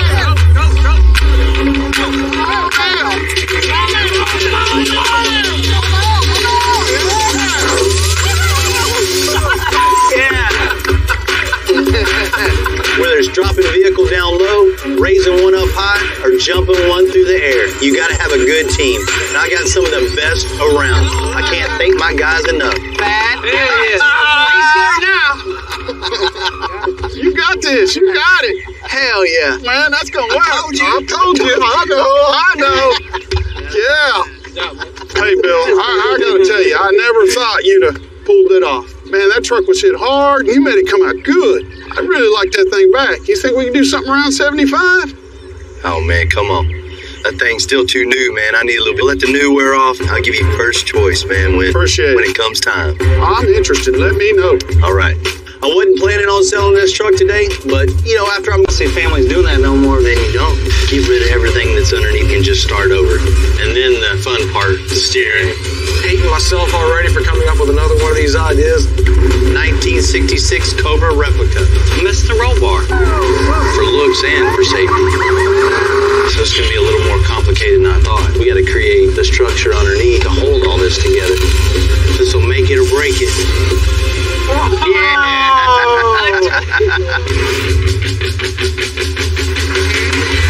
I'm Bill Carlton. I built my first truck when I was 16. And ever since, me and my guys have been out here creating with our hands. Building the biggest, lowest, baddest custom trucks and cars in the game. People don't come here for what they need. They come here for what they want. This is Texas Metal.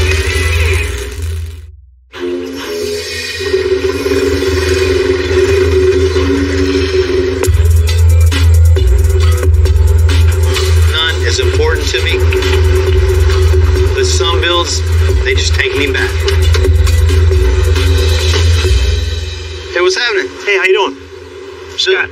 Bill. Nice to meet you. Nice to meet you. This thing's cool. It's definitely unique. 1965 Ford Falcon. My dad used to have one similar to that, man. I learned how to drive down this road, and I was sitting up in his lap, and I remember steering this thing and not going anywhere. Yeah, right. That's about what it is now. The Falcon was Ford's answer to the VW bus in the 1960s. Unlike the VW, the engine isn't in the back. It's right in between the driver and the passenger seat. I brought it here to let you work your magic. Ooh. I got 2 little ones and try to take like 3 weeks vacation on the road a year driving around, get out and see the country. That's really cool. So you need something comfortable, reliable, and safe. And cool. And cool. Getting my daughter and son excited about custom cars and maybe have them riding around in something custom someday. It's a cool thought. Let's check this thing out. All right. Man, this thing's really nice in here. But just not for put your family in and go across the country on. My wife will not drive cross country in this car with me. What kind of engine's in this Where'd you see this? That's definitely not going to cut it. We might as well give it some power for Dad on the weekends. That'd be nice. Yeah. That'd be nice. An engine change out is an absolute necessity. It has to be something that, I can actually keep up with traffic these days. The dash, we'll start over, put new gauges in it. AC. It'd be nice to have a little AC. As far as the running gear, we just need to get rid of everything that's underneath this thing and just start over. New engine, trans, independent front suspension, rack and pinion. Make this thing drive right, because I know it's all over the road right now. Let's check out the rest of this thing. Got plenty of room in it. A lot of studio space in there. Yeah. You're wanting something nice, comfortable for the family, for the kids in the back. You want like TVs, iPads, anything like that? No TVs. Stereo, music would be cool. We got to think about it being unplugged back here. Use the windows as the screens. I get where Scott's coming from. Totally unplugging, getting out, seeing the road, and letting the family enjoy what's out there. I wish my kids could do that. Let's go make it happen. Great.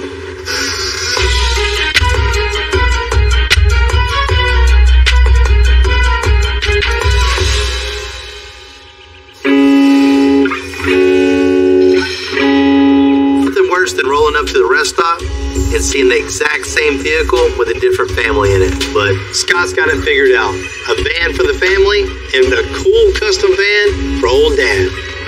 Why get something that everybody else has? Customizing a car, a truck, there's a little restrictions, but when you're customizing a van, there's a lot of room for improvement. There's endless possibilities for something truly custom. Come on in, buddy. What is this?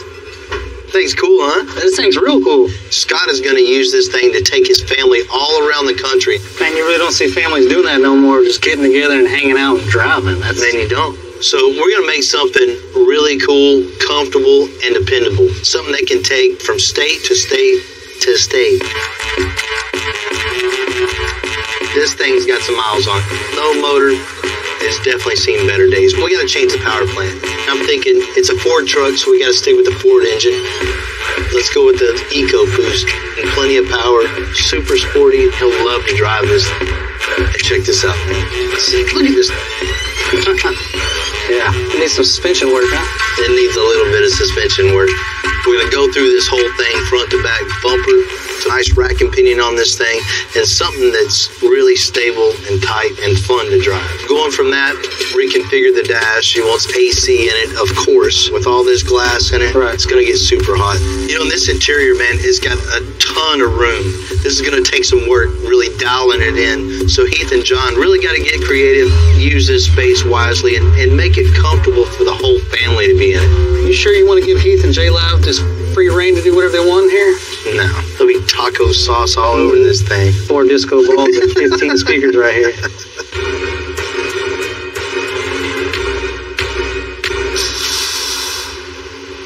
This is a cool ride, right? Yeah, it is, man. You check that thing out. Hey, there's so much room. Before we cut out any of the old suspension, I asked John and Will to take out the interior so we don't have any fires. There we go. All right, you take that. I'll go put these in a bag. you can never have enough bags. It's so important to label everything, every little section of the vehicle that you're taking apart. And the reason is, when you go to put it back together, you're always questioning, what did this bolt do? And so the better you label now, the more time you'll save later, and the more professional your job will be.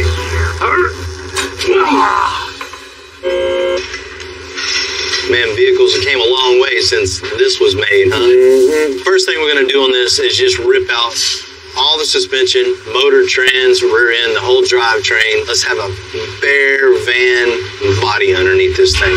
So we start fresh. Cool. This van's got problems, I got solutions.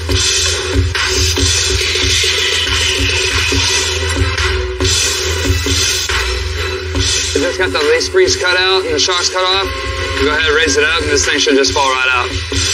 I'm gonna do the exact same thing to the front.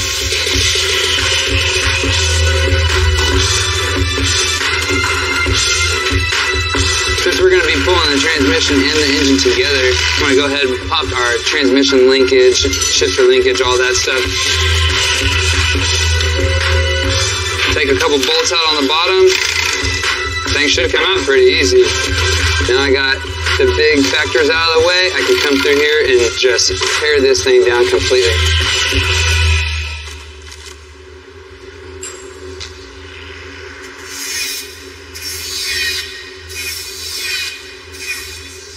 Looks good. We're ready to get going on the suspension on this thing. We want this to sit really low, set this thing on the ground with it. We're gonna have to do a notch in the unibody here and build notch plates on this structure. We'll build the notch, we'll get the rear end back in this thing, and we'll start building the 2-link suspension on this. Cool. Make a hole.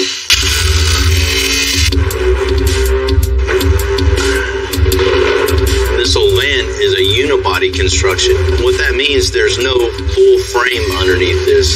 The frame is actually built into the body, which gives it the strength and rigidity.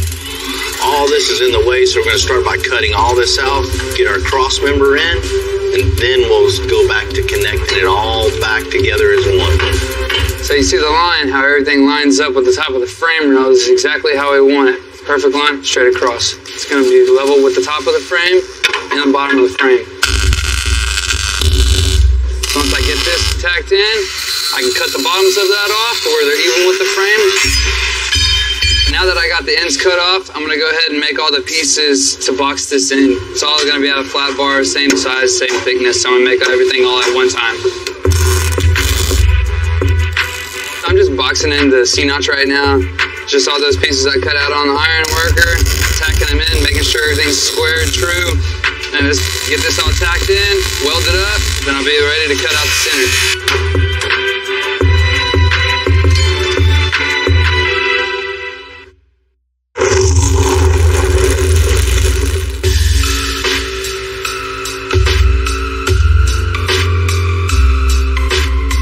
We're far off now, Ryan. Huh? You never heard Romeo and Juliet, huh? That was before my time.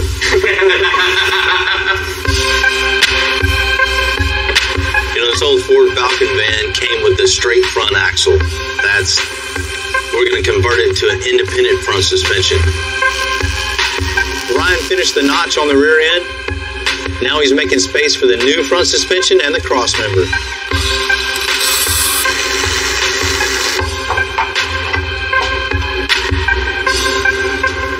So everything's cut out and the cross member is marked up in there, but you can see the direction that we're going to take this. So I'm going to piece everything back to this center section. Basically just start off with these pieces, make them connect, get the side pieces in there, tack everything together, weld everything out, and then we can move on to building our steering, control arms, and everything else. You know, when a vehicle rolls up this nice, creativity to focus on the details. Things you might not even realize, we customize. So when we're done, you wouldn't even imagine it any other way.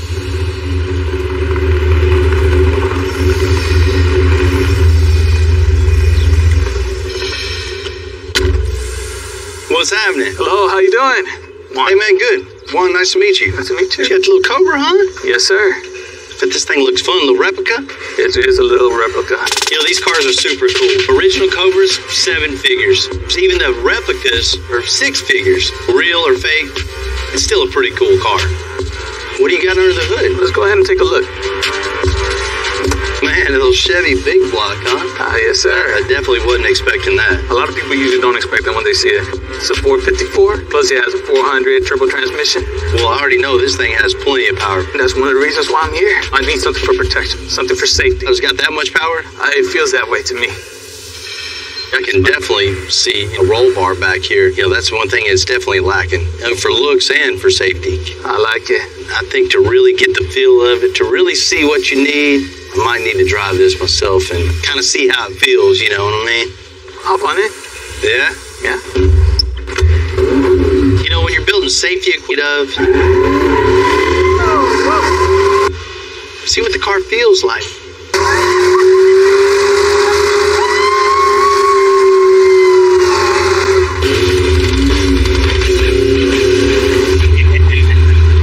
Sure that when I came in, Bill already knew what I was really looking for. Any excuse to get it out on the open road, hey, it's fine by me. This thing rides good, handles good, looks good. But I definitely see what you mean. You know, at times it feels kind of squirrely and unsafe for sure, because it has so much power. I appreciate you letting me drive this thing, really getting a feel for it.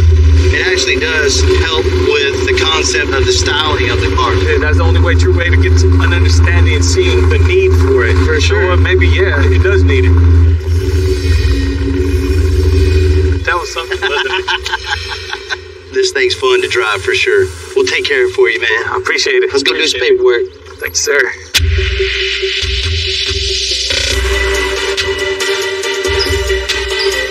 You know, when you think roll bar, it's just a straight bar with two bends and comes down and protects you. When you're designing a roll bar for such an iconic sports car, that's a totally different subject. That not only safety in mind, but something that's totally stylish, and with every angle you look at it, you want the design of the roll bar to flow with the rest of the car.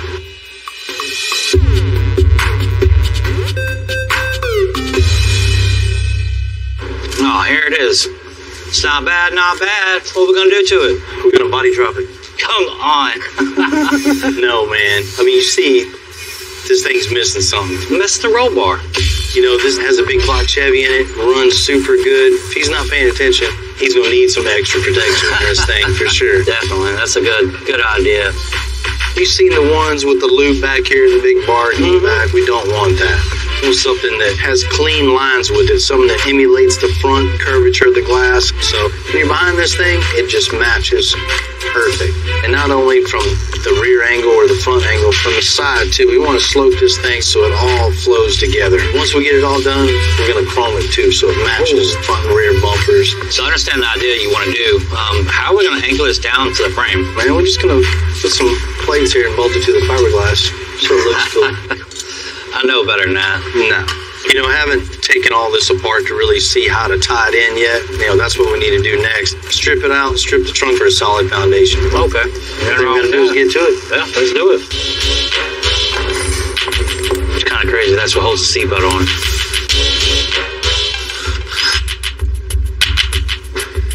All right, last piece. All I got left to do is pull this carpet, this padding behind it. Then we'll kind of be ready to start figure out how we're going to put the roll bar in here safe, and then we'll worry about how we're going to style it. Oh, got it, huh? Yeah, How you do that? Man, there's just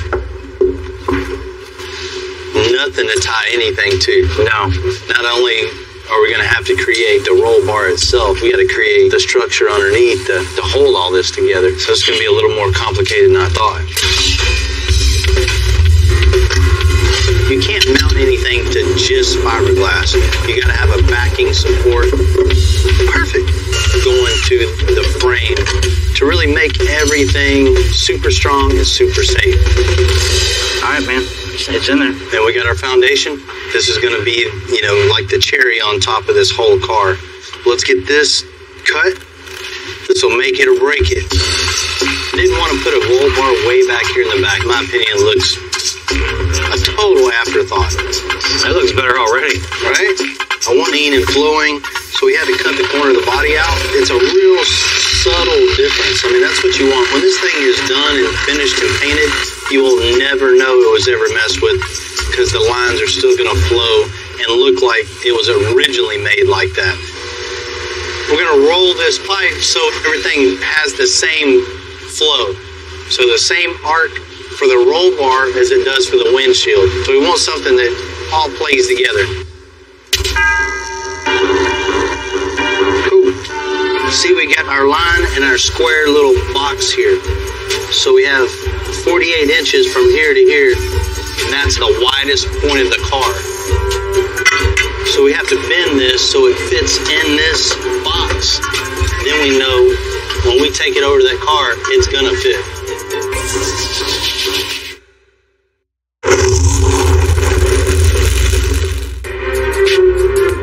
This might be a replica of a 1966 Cobra, but it's got a real deal 454 Chevy Big Block. So the roll bar we're making, it has to protect the passengers above all, while also looking like the Cobra should have from the factory. It's got a pretty damn good flow. Maybe a quarter measure all day long, but especially something like this, it's pretty damn close. Everybody's gonna be looking at it. They're not gonna be measuring it. Did you ever get in trouble for standing on the couch? You really want to check every angle. Sit in it real quick, Jim. You want to really get back and get a feel for the overall car itself in relation to what you're building to it. That looks real good. I like it. It looks nice. Let's tack this sucker on. The next step of this thing to make it a one whole unit is connecting the outer plate to the inner plate and making that plate go all the way down to the frame. We have our plates on the frame, so the next thing is making the pipe from plate to plate. So we're gonna put the wheel on, drop it down, let's see where this thing rides at and how much room we have in between the wheel and the bracket. We definitely don't want the tire to rub. That would definitely cause a blowout, and we don't want to test out a roll cage that quickly.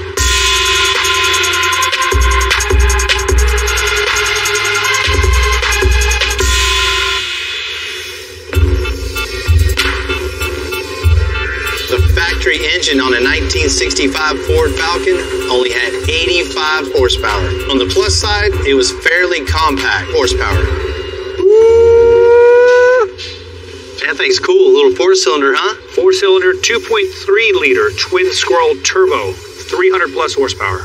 Man, that is bad. They're putting these things in the Mustangs, Ford F-150s. Guys at the track are killing it with them. That's the perfect combination for this little project. It is. Watch your ankles. This thing's light enough where we can just manhandle it up in there from the bottom. Scoot it this way a little bit. Which way?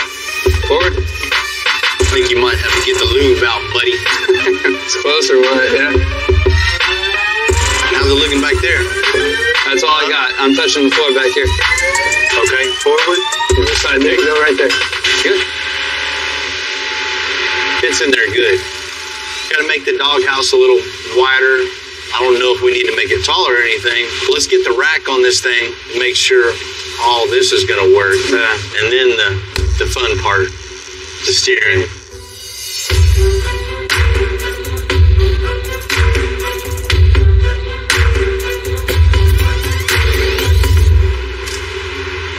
That's looking real good. Got the radiator in, rack mounted. Looking all right. You see what I'm looking at, though? Yeah, you know the next thing is coming. And you got the column out here. The wheels are way out here. It's super easy to connect the rack to the steering. Yeah. But on this, we're going to have to connect the column all the way back here to the rack. It might not seem that hard, but out of all the ones that I've done over the years, I've never had to deal with this. Yeah. Anytime you see it when it's done, you go, oh, that's easy. Yeah, exactly. But it's figuring it out and getting it to that point. Exactly. Always like a challenge. Yeah, of course. Let's drop it down. All right. What we're doing right now is just putting the column in its place. So everything needs to be mocked up. You know where everything's at before you can start anything. This is just where the factory alignment was. We put it back in the original spot. So next thing is to lift this thing up and start making the snake. You see how much room we have here is not very much at all. So we got the column as far into the van as possible, but it's still a little too long. Let's cut the end of that column off. All right. and then we're gonna drill a hole in it all the way through. All right. We're gonna cut you a little piece of the double D. So we'll use this little knuckle here, but we can start with this once it's at the bottom of the column. Ain't gonna work. I've never used a double knuckle like that before, and man, it's just lining up. I haven't either. The main thing you look for when you're figuring out a steering shaft is make sure all the U-joints aren't in a bind. You want it to be smooth, free, and clear. And double knuckle is too many moving parts all at once. There's no stabilization in something like that, so it's just gonna flop all around. So it's one frustration after another, right? Oh, man, you said it.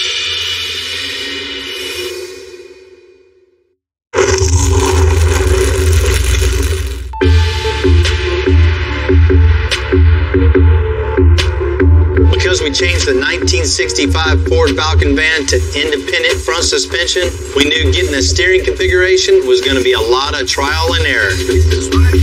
What's up, fellas? Look what I got here. Buddy? Oh, Fresh out the box. That's what we need. A 90-degree small gearbox. Hopefully, when we turn left, it goes left. When we turn right, it goes right. if your calculations are correct. We'll see once we get all this in. Cool. That's how I deliver. Appreciate it, Tom. See ya. It's gonna make life a lot easier. Let's pull the column back. Let's get this in place and slip As far as I can go up without taking everything apart. up towards the bump. Not quite that far. All right, that's it. Hold it right there just a second. Cool. Let's make the bracket for this and just continue the snake. I'm making a bracket for this steering box to hold it exactly where we want it. Just take a couple pieces of cardboard, make your template, get exactly how you want it, and then boom, go over there and make it in no time.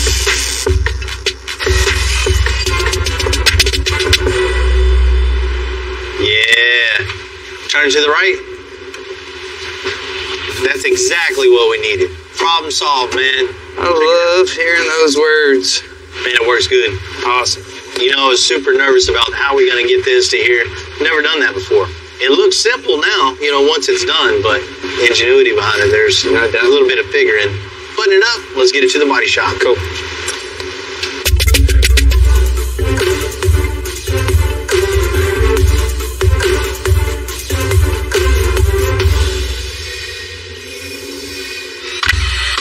The roll bar is getting chromed on the 1966 Cobra replica. However, there's one thing still bothering me. There's just a hole drilled in. I mean,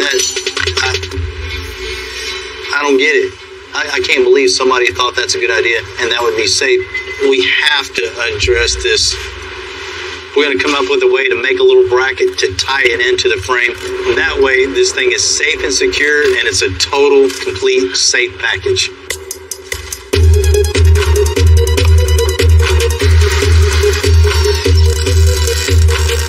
I'll be really comfortable putting a seatbelt on that now. It's not just the seat belts, the seats are also bolted to the fiberglass. So we're going to fix that too with some new brackets. All right, everything looks good. It's all welded in. Should be nice and safe now.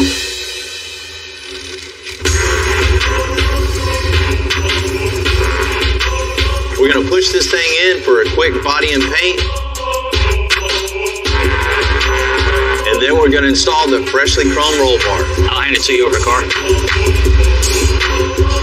Don't scratch nothing.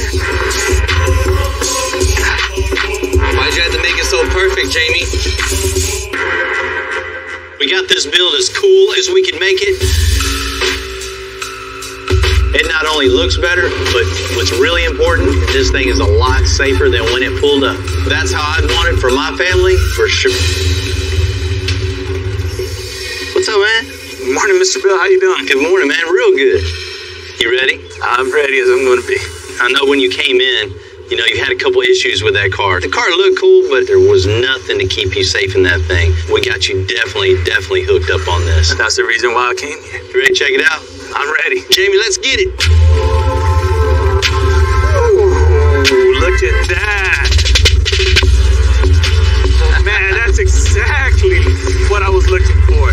Classy, elegant, and unique. Seeing the car for the first time, it was like, wow, it's Christmas for me again. Woo-wee. Thank you so much. You're welcome. So you're liking it? I'm liking it. Safety was your major concern on this. We addressed that for sure. Built something not only safe for you, but stylish. Rolled some pipe, made it the same contour as the windshield, and also the same angle as the windshield. We actually notched out the corners of the body itself to give the roll bar a little more room in between the seat and the body. So everything just flows together. I didn't even notice until you mentioned it. I mean, it looks like it was that way already. Right. You know, it's tough to come up with something new on such an iconic car, but as you can see, it's exactly what he wanted. It's all super strong and tied to the frame. You know, while we're underneath the car, we definitely noticed a lot of safety issues underneath this thing.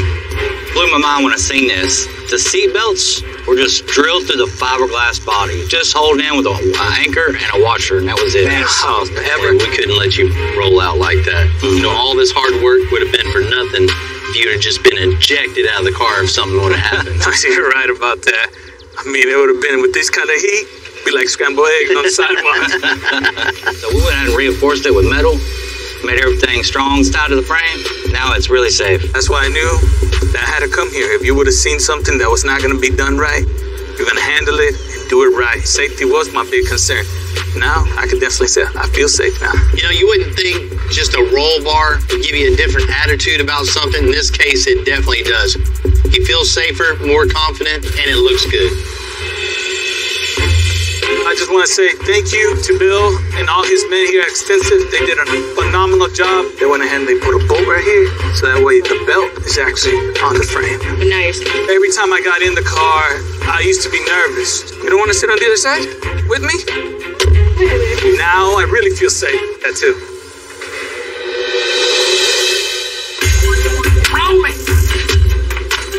I got the wind in my hair. We gave the Falcon van a custom air ride, a new steering configuration, and an engine swap. Now the body guys are going to prep the cab for paint. What I don't want it to look like is some 70s peace van, you know, with fluorescent colors or something like that. I do kind of like that. I wanted my first truck kind of that color. It's just fitting to have, you know, the kids have their say-so in the color of the whole truck. I picked a couple of colors because I don't want this van looking cheesy. You don't want a loud, fluorescent, off-the-wall color that next year is going to get old on you. It's a family heirloom. It's going to be passed down to them. So if they pick the wrong color, they're stuck with it no matter what. They picked it.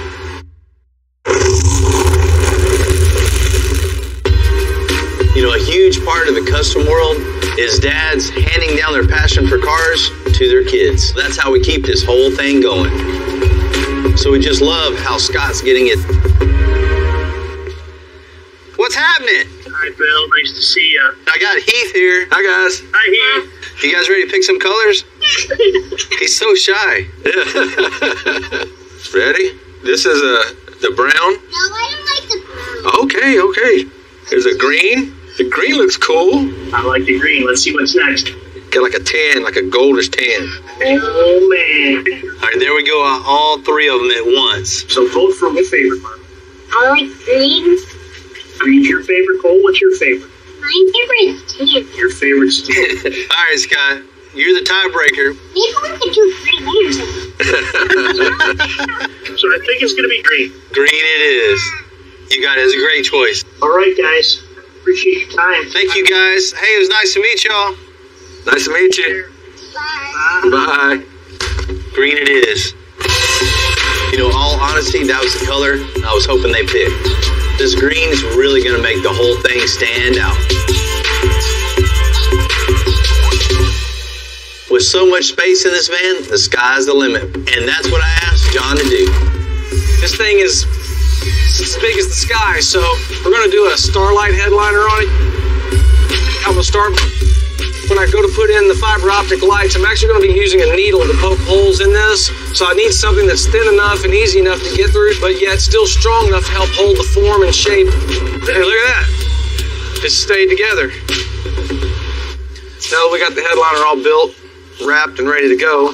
The next thing we got to do is we got to install the fiber optic lighting. To do that, I'm gonna have to take these fiber optic strands here and I have to poke individual holes for every one of them. I've got 780 of them here. I better get started. I want to try to get this thing done before the real stars come out. There's really no easy way to go about this. It's just going to be time consuming and just got to sit here and do it. You know, it's just going to matter of poking all these holes and running everything through. But the final product will be so worth it. And I think it's really going to have that wow factor.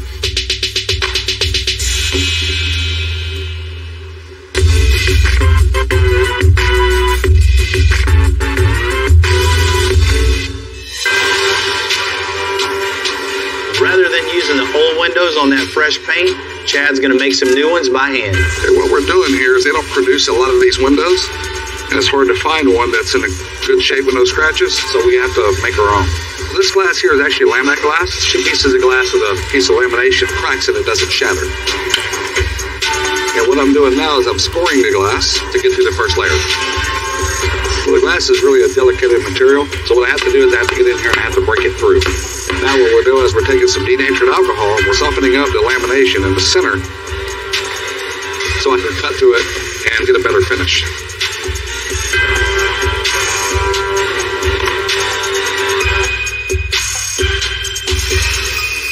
There we go.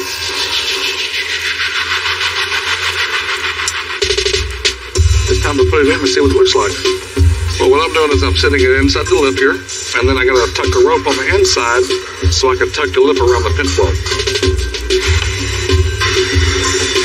And we're locking the gasket in. What I'm looking for is making sure there's no imperfections, and the gasket is tucked nice against the vehicle. It's looking good, so it's time to move on to the next one.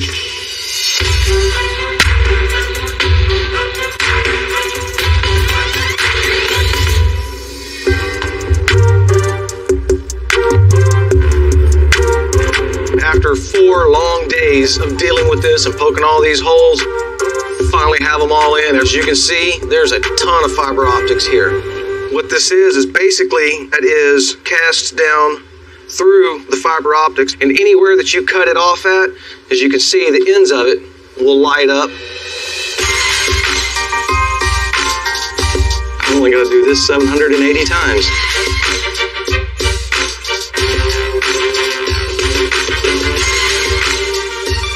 About halfway there. 780. All right, let's see what this thing looks like. It's looking stellar, you could say. Kids should love it. That's so cool. Yeah, man, it's gonna be like camping out at night. Yeah, just riding along, looking at the stars. All we got left to do now is get this thing installed in the van and get all the trim work in around it. You know, it's pretty cool. I think back of all the days growing up with my dad, working with my dad. He loved welding and fabricating, you know, and taught me that skill set.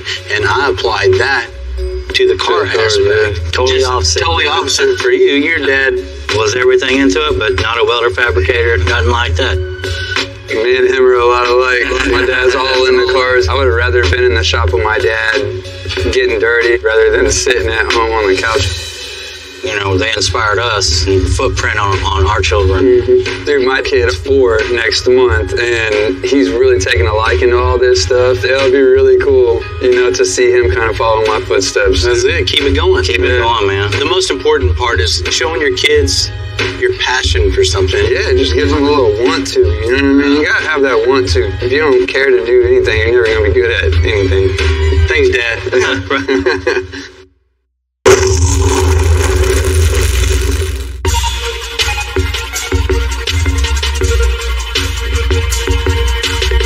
You know, the Starry Night headliner is definitely one-of-a-kind touch, and it just adds all the customization that we've already done to that 65 Ford Falcon van. That's pretty crooked board. When I finished up the Starlight headliner in the van, I thought I was done poking holes, but as I sat there, I thought about a way we can incorporate the starlights into the seats as well.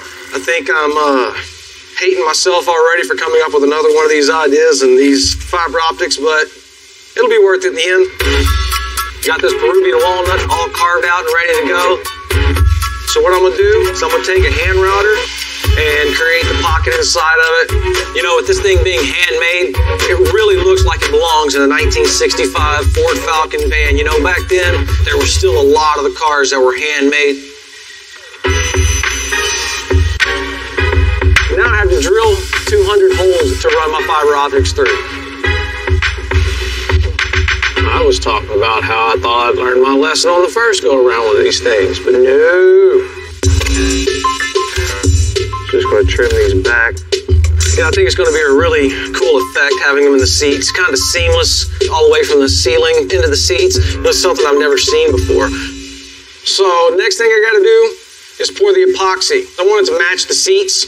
So I got some dye mixed up to match the leather in the van. I'm going to take my epoxy and get it mixed up. We'll get the color in it, and we'll pour this in there and let it dry. The trick here is to make sure to not overfill it, so just kind of evenly distributing it. You definitely don't want it running out all over the place, so. All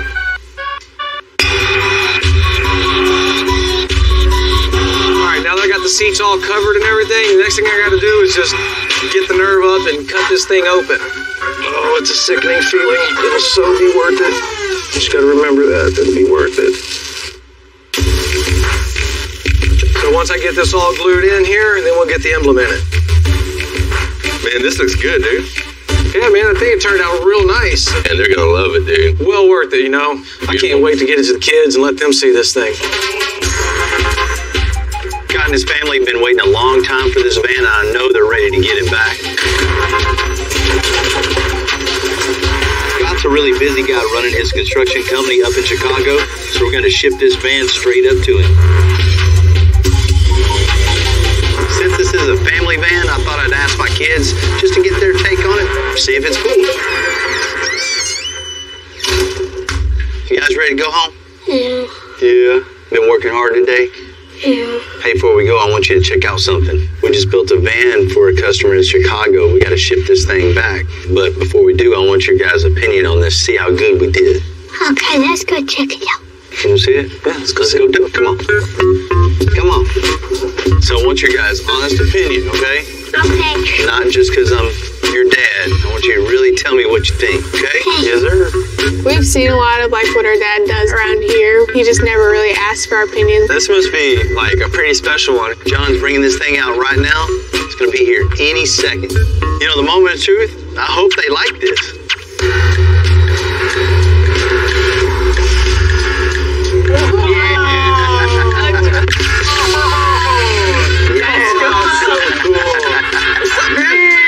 Like it? Yeah. Oh. That's really cool. The green makes it so good. You know, when this van came in, it was in decent shape, but it wasn't in this good a shape. We had to rip out all the old suspension, and we put brand new air suspension on this thing with rack and pinion steering. It drives like a modern car should. The way it sits, like really low to the ground, so cool, right? Yeah. It gives a new attitude. You know, we spent a lot of time on the suspension and steering on this van, but you know, the kids would never know that. That's all they want to see is just this thing go down the ground and get really low. And the old engine just wasn't cutting it either, so we got a brand new 4-cylinder turbocharged in this thing. That's cool. That's why you hear that nice little blow-off valve when it comes up. It goes, it's got plenty power. Of course, we had to have upgraded brakes, big wheels, freshened up all the paint, and all new chrome. And I really like the color. I think it makes the van pretty unique. His kids picked that color out. They got good taste. Yeah. You know, I spent a lot of time on this interior thinking about my kids, his kids, me personally. I love it, but I can't wait to see what you guys think about it. You want to check it out? Yeah. Check this out. Oh. That is very I like the lights. The stars make that so nice. John's got a lot of time in this thing. I spent at least a week poking holes and running lights. By the end of it, I was done with it. Right. It looks worth it. It was well worth it. I'm very happy with it. That being in this van made it 10 times cooler. That's stuff we don't see every day in a van. You guys get in there and check it out. Yeah. Heck yeah. They're really comfortable. Right? Yeah. I love how many windows there are. The lights look better up close too. You know, you guys are so busy looking up there, you didn't even notice there's no TVs and no screens. anywhere in here, right? The whole point of this is family time. Yeah. Just being focused on family and the trip and spending time together and not on your phones or, watching a video. I think these guys' kids are definitely going to enjoy, have lots of fun adventures and trips in this van. I'm already jealous that they get to take a ride in that. This is my favorite car that you built. Really? I guess we did pretty good, John. That's why you gotta make us one. John did most of the work. I got my kids' seal of approval, so I know Scott's kids are definitely going to love this van. Look in the overall van, the interior. Man, I love this little van. And Scott, I can't wait for you to take your family on the road and really hear about those trips you're going to take together. If you're ever road tripping through Cummins. Not every day you put an engine in a truck that the engine weighs more than a truck. We're going to have to make it a lot of room that isn't there. And then we got to make this extra strong to handle all that extra torque. I didn't know you even had a race truck. Just another bad addiction. This ain't one of them $200,000 builds, We built that from the junkyard. Might need to take that thing for a little ride. Oh, wow. Look at that. I'm Bill Carlton. I built my first truck when I was 16. And ever since, me and my guys have been out here creating with our hands. Building the biggest, lowest, baddest custom trucks and cars in the game. People don't come here for what they need. They come here for what they want. This is Texas Metal.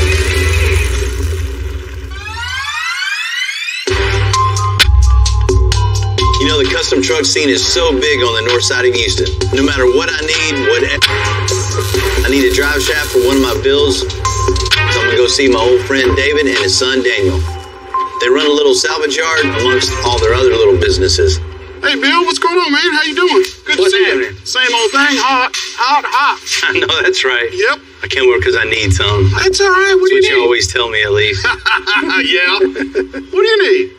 Man, I need a two-piece drive shaft. We always mock up with those things, so... I have to get them out, but, yeah, we got them. Whether it's their mud trucks or whatever they're interested in at the time, I always like seeing what they're up to. Sometimes I like taking them for a run. Man, what you got going on here? Oh, that's a little race truck we've been working on. What's up, Bill? What's going on, man? What's happening, man? Oh, another day. So you got your little Colorado and just got after it, huh? Man, let me check this thing out. All right, let's take it down. The customization comes in all sort of shapes, sizes. This is just a prime example of that, of just taking an old truck, cramming a big engine in it, big turbo, and just seeing how fast it'd go. What do you think of this, Bill? A little LS, huh? Uh-huh. Everybody got to have an LS nowadays. Yep. So, we're just trying to get in where we're fitted, man. Yeah, you had to make a little room here for the turbo, I see. Oh, yeah. Just a little. We still haven't put a hood on it. You don't need all that. Man, I know y'all been building the big mud trucks, but I didn't know you even had a race truck. Into the airbags, and I got us into the mudding, and now just another bad addiction. Something to spend money on? Oh, yeah, definitely. How quick is this thing? It does all right. We built this truck to roll. I mean, of course, it's got an 88mm turbo. Oh, yeah. 2-speed power glide. Mm-hmm. Got them fresh Hoosiers on the back, too. Fresh new tires. That has no choice but to go. Hey, it rolls out good. And nitrous works, too. Oh, yeah, absolutely. Thing's cool, man. So you got the cage in here. Get the harness in here. Oh, yeah, you gotta have that. Trust me, you're gonna want to use those. Come over to get a drive shaft, stumble across the Colorado with the crazy LS in it, turbo. It's a good day. All right, guys, we gotta go out back and get that drive shaft built. All right, appreciate it. Anytime, sir. These guys are the ultimate backyard builders. They take whatever they got, turn it into something cool. Right now, for them, it's all about speed, and the faster, the better. I'm all about pushing the limits on my builds, so I can definitely understand putting a big engine in a small space. But it's the fun part of doing what we do. I had a customer, Monty, give me a call, said come check out a project that he had for me. And rolling up here today, man, his place is really impressive. Hey, Monty. Bill, how you doing? Hey, man, good. Yeah, nice to see you. Yeah, man, good to see you. Thanks for having me out. Absolutely. So you got a little project for me, huh? Well, I do. I think it's something you really like. Man, that's nice. I'm super impressed. There's a lot of cool stuff in here. He's got a couple of 1930 Chevys, a 63 AMC Rambler American, and this 1954 Henry J is one of only 325 ever built. You got a nice collection. Thank you very much. I've got some stuff I've had in here for 30 years and stuff that I just acquired. So nice. A little mix of everything. Yeah. Which one of these you got for me? Well, it's this 37 International here. It needs some of your help. Man, that's a good-looking truck. It's pretty rare to find a 1937 International D2 Harvester in this good a shape. 80 years ago, these were giving Ford and Chevy a run for their money. I just love these body styles on this. It was different. It's not, the Ford and the Chevy that everybody has. Yeah, they're not that common. It's just amazing to find them in this kind of shape. Yeah, it looks like it's in great shape. Yeah. So, Monty, what do you want to do with this thing? I love the look. I want to drive it, but it's just not that much fun to drive. What's under the hood of this? Well, I think you're going to know what's in there. Inline. An old Chevy motor. Somebody put in probably 20 years ago when the old International engine quit. Years ago, it was a little upgrade, but definitely not anymore. Man, I think Monty, what this thing needs, International truck, put a Cummins diesel in it. A diesel? You can get plenty of no problem. But it would have to make noise, though. When you start it up, I want to wake up the neighbors. Oh, it's definitely going to make some noise. Okay, good. And with the diesel power plant, we need to stop this thing. And with stopping comes with new suspension. What's this got underneath here? Oh, straight axle on this? Yeah, bounce, yeah. We just need to modernize this, lower it down to the ground, modern brakes, new wheels and tires, really make this thing handle and ride like a modern car. Once we're done with the foundation of this old truck, this thing is going to ride and perform like it's supposed to. What about the interior in this thing? That seat that's in there is about as comfortable as a buckboard wagon. You bounce around and you hang onto the steering wheel to keep from flying out of the door. I would leave it to you guys to figure out a way to make that comfortable. Definitely. I think about this build, it's all about making a custom interior for this that doesn't detract away from the 37 styling. Make it comfortable for you and your wife and still have a nice feel to it. That I like. What are we doing back here? Well, what I'd really like to do is customize this a little bit. My family had a grocery store and a gas station in Alliance, Nebraska, and they had old pickups like that, so I thought maybe I could put Cashner Grocery on here, and it's a little tribute to my dad. Yeah, we can definitely come up with something with that. Yeah, I'm sure. I really like when I can tie something personal into a build, and this wood in the bed is a perfect opportunity. I'm ready to get going on this thing, man. It's going to be exciting. It'll be fun. I think so. It'll be different. We'll give you the full Monty. Oh, I love it. This truck is 80 plus years old. We got to get rid of everything and start over. It's a beautiful truck, but people don't come to us for restorations.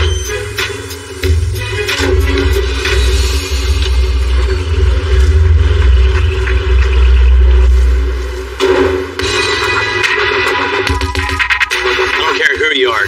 Old trucks are cool. Anytime we get to work on a piece of history like this, it's something special. Monty wants something custom, but he wants something to still really look authentic. Something that still has the 30s feel, but he can get in, start it up, and drive it wherever he wants. Builds like this are super cool to me. You get to keep a truck like this on the road and still get to put my spin on it. It doesn't get better than that. What are you doing? Up? Remember in old times when you used to do that for a living at the service station? Yeah. This is a customer of ours, but he wants to keep the 37 styling. And it's actually pretty good shape for a 37. Yeah, this thing's in real good shape. I'm thinking on this, let's pull out this old inline 6 and replace it with the inline 6. But not just an inline 6, 12-valve Cummins. Oh, we're going to put a Cummins in here? Yeah. It's not going to fit real easy. No, it isn't just a drop in, drop out. It's an inline 6 to inline 6, but he's a little bit involved with that, right? To make that other engine fit, we're going to have to cut the firewall all out and just make it a lot of room that isn't there.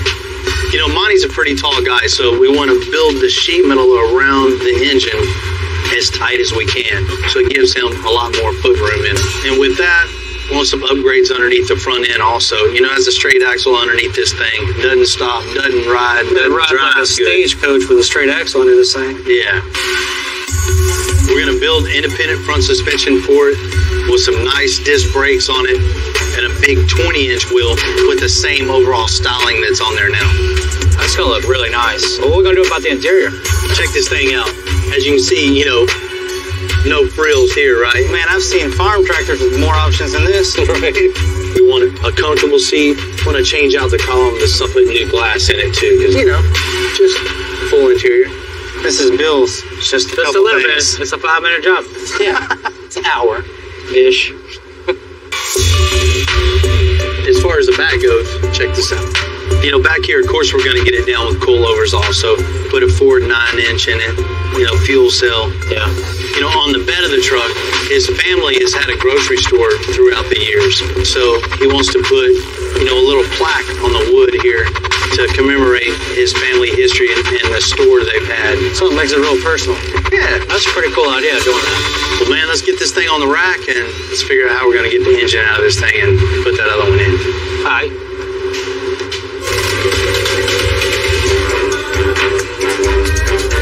As good as this truck looks after 80 years, you just don't know what Tim and Jamie are going to find after tearing down.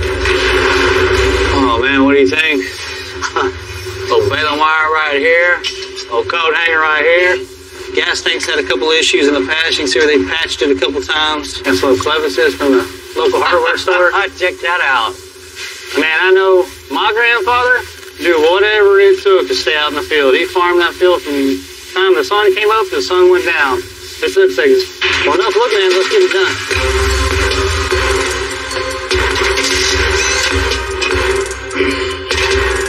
Man, look at this right here. That big old arch in it. Looks like they definitely might have jumped it once or twice. Man, I'd have loved to have seen this thing going through the air. Imagine how it felt like that. I really like working on trucks like this because you get to see how they did it back in the day. These were made by hand, an assembly line instead of now like the cars made by robots and machinery. It's a different kind of feel when you're working on a vehicle like this. It's a piece of history.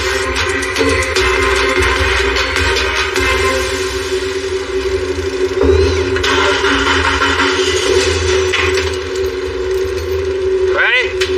Pretty good. Can you lift up? Can you pry right there with the pry bar? Yeah. I'm gonna pry it out and it's gonna flip up. Okay, back up just a little bit. Okay, up. Up, up, up, up, up. All right.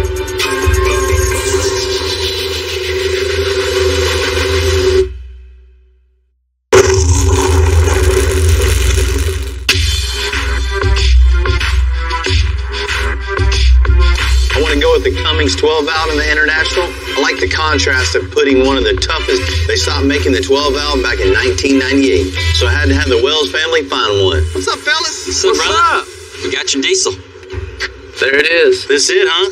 Yes, sir. 12 valve. Where'd you get this thing at? Out of 97 Dodge, ready to go, bro. We got the same engine in our drag truck. This 1,100-pound, 5.9-liter engine has over 400 foot-pounds of torque. But what makes this stand out is its durability. Man, this thing looks like hell, but it runs good, right? It's gonna run good. She's solid, bro. It has a fully mechanical fuel injection system, so it basically self-lubricates. This thing will pretty much outlive us all. This is exactly what we needed. Glad we could help. The 12-valve Cummins, the best diesel engine ever made. So you can't beat these things. Once this thing's all done, we'll have awesome fuel mileage and this much power in that little over truck. It's gonna get it, that's for sure. It's huge, man. Watch out, Tim. Not every day you put an engine in a truck that the engine weighs more than a truck. It's pretty unique. This is gonna be fun. We got a ton of support underneath here. We're gonna start by leveling the body and frame all back up. We don't want to go in and just cut the whole firewall out and the whole. We're just getting it in, seeing what the next cuts need to be. Kind of put it half-past center, Jamie. That's pretty close right there, Bill. So it's just a little at a time. Cut a little bit, inch it in a little bit. See what else you have to cut. Cut a little more, inch it in. Get a little at a time, so you don't have this huge opening in the firewall to have to recreate later. Getting this heavy engine in this truck is a challenge. But not only getting it in, you got to get it mounted properly. 8 tabs off the frame back here. That's the tubing coming down, going over a center mount. It'll all be rubber mounted. The motor be mounted on rubber. Transmission mounts be mounted on rubber. We just totally reinforced everything 100%. It's beefier, it's heavier. It's not going nowhere.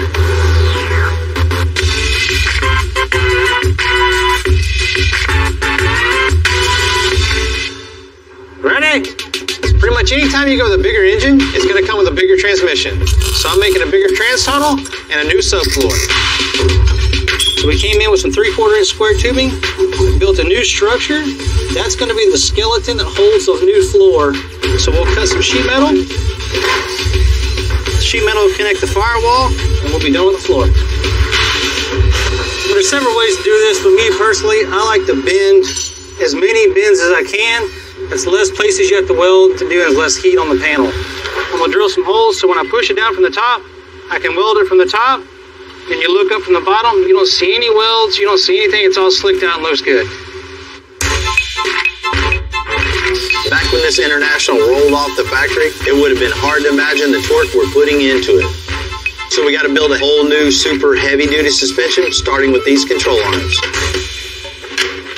From the center of the bolt hole to the center of the ball joint cup, we've laid out for exactly 10 inches. So now what we're going to do, we're going to build some pipe to come over to connect the ball joint to the bushing. That's going to be the structure of our control arm. Now we have the skeleton all done up. Jamie's making a plate that's going to go in here. All this will be welded together, and the plate will be welded on this to make everything extra strong. We need the transmission jack over here. Go up a little bit. So once we got the bottom control arm on, we'll put the spindle on, the rotor on, make sure everything functions, everything's good. Then we'll make the coilover mounts. These 2 tabs right here are going to weld to the plate. Watch your finger. The plate is going to hold the arm. That's what's going to hold the truck up in the air and give it adjustment. Cycle it up and down, see how good it stays up and down, and we'll go from there. Front suspension's all mocked up, so Tim and Jamie are moving to the rear and start notching the frame. The stock frame rails have a natural curve over the rear axle, so we're just going to open up the notch a few inches. It'll maintain the structural integrity while overall changing the stance and look of the truck. What I need to do now is contour this flat bar to the shape of this radius right here. So sometimes it's about just getting your piece pretty close and then just forming it in as you go. So I'll start cranking it with this C-clamp, just getting it in the shape. And I'll keep tacking welds in until it's perfect. So you can see the inside now, it's capped. It's got a nice shape to it. It's contoured to the template. I need to go ahead and weld that in, grind it down, and be good to go. I actually like the way this looks. It looks better than the original. It's got a little bit of style to it, nice shape. It's going to look good on the frame.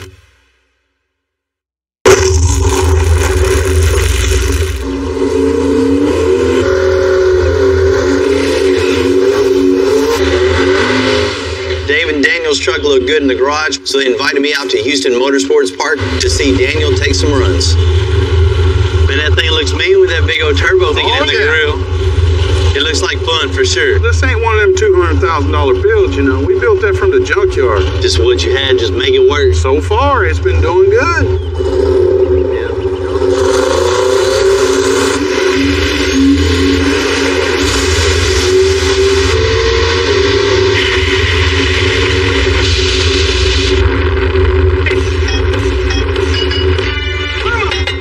Man, Dave, that old truck's running good. Looks like it's hooking up good, going straight. It's making a little power, too. Hey, it ain't bad for a backyard build. I think it goes.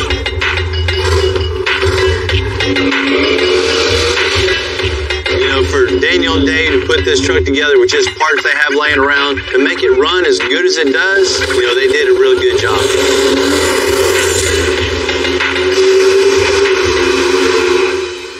Oh, Daniel can drive pretty good, too. Oh, yeah. I showed him how to do that. He's got it. Me and Dave go way back. He came over and watched me ride my bike around the neighborhood, his thing. You know, Northside, we're all a big family. We all know each other. We all look out for each other, especially if you got something cool going on.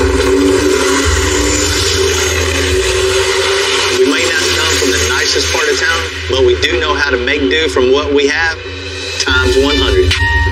It's just really cool to see. You know, I try to keep that mentality in everything we do. Always pushing ourselves to go from here to here. One more little nudge. There we go. That's it on the money. We got an extra large diesel for this 37 International.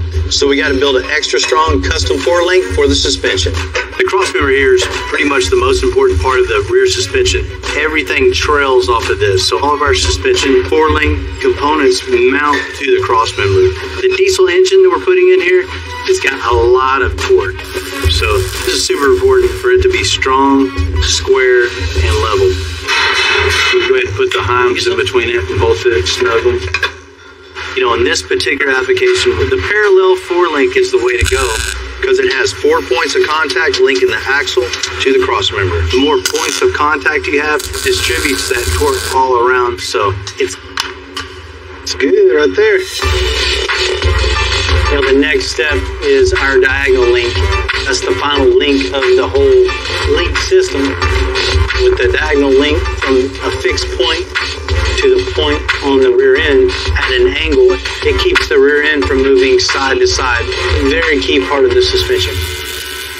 Watch your face. Now we have all this set up. We're going to run 2 tabs off here, 2 tabs off here. That's what's going to hang the coilover. We're going with coilovers instead of airbags on this because he wants a static drop with great performance. It's a coilover, a shock. The suspension's going to ride on the coil spring of this. It's going to travel up and down with the coilover. And the internal of it acts as a shock. These are our mock-up coilovers we use for everything. When it gets back from powder coat, we'll put the other coilovers on with the new springs, and you'll see the final setup.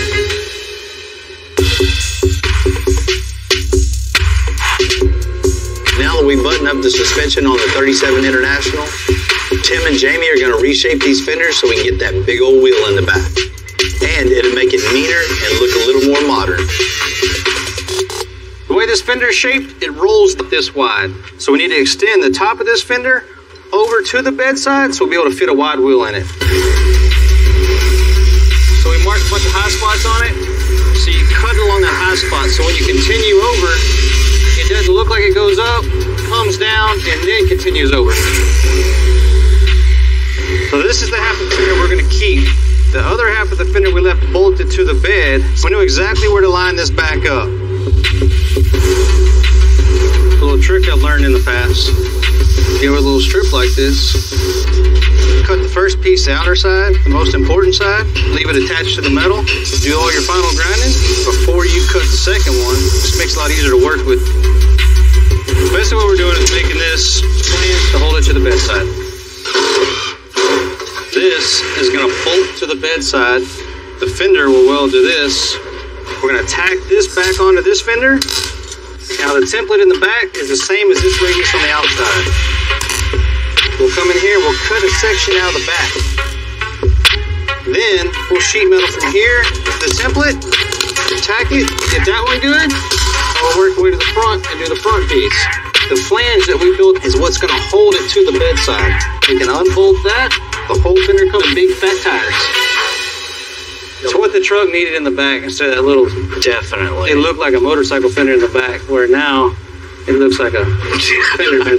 You had to throw something in there about a motorcycle. Yeah. I don't think so.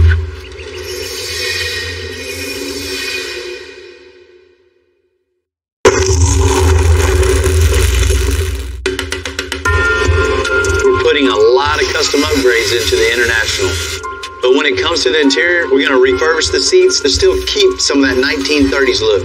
The hard part about using the old seats, sometimes the springs just twist and break. There's not a lot of guys that's still around that can fix these, but Joe's been doing this longer than I've been around. Man, I got a 37 International. It's still, you know, a vintage looking truck, and I want to keep that vintage feel with a little more modern touch. Yeah, we'll get rid of all this horsehair, and I'll put some nice comfort foam on there, tie the springs up, fix the framework. Man, you know what I need. Nothing to it, buddy. I've been helping you for years. You think I'm going to stop now? Better not. No problem, buddy. Let's get it loaded up. All right.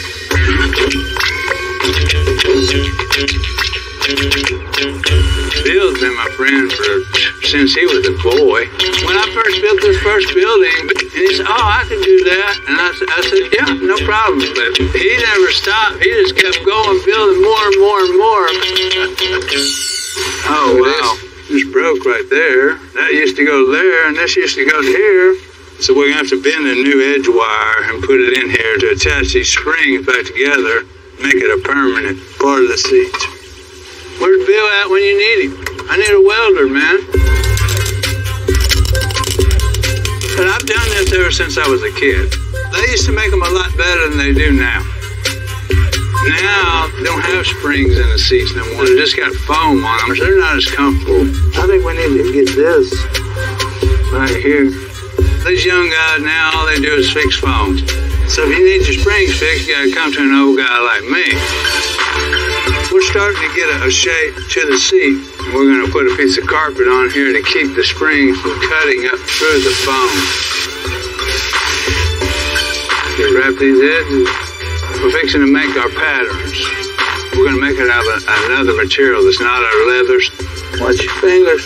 That way we don't make no mistakes with expensive material. This is our black leather we're gonna make our seats out of. It's nice, pliable, soft. The cut. Let's see how it looks. Now all we gotta do is staple this down, and we're gonna have a good looking leather seat. We got one seat down, one more to go, and we'll get this back to Bill.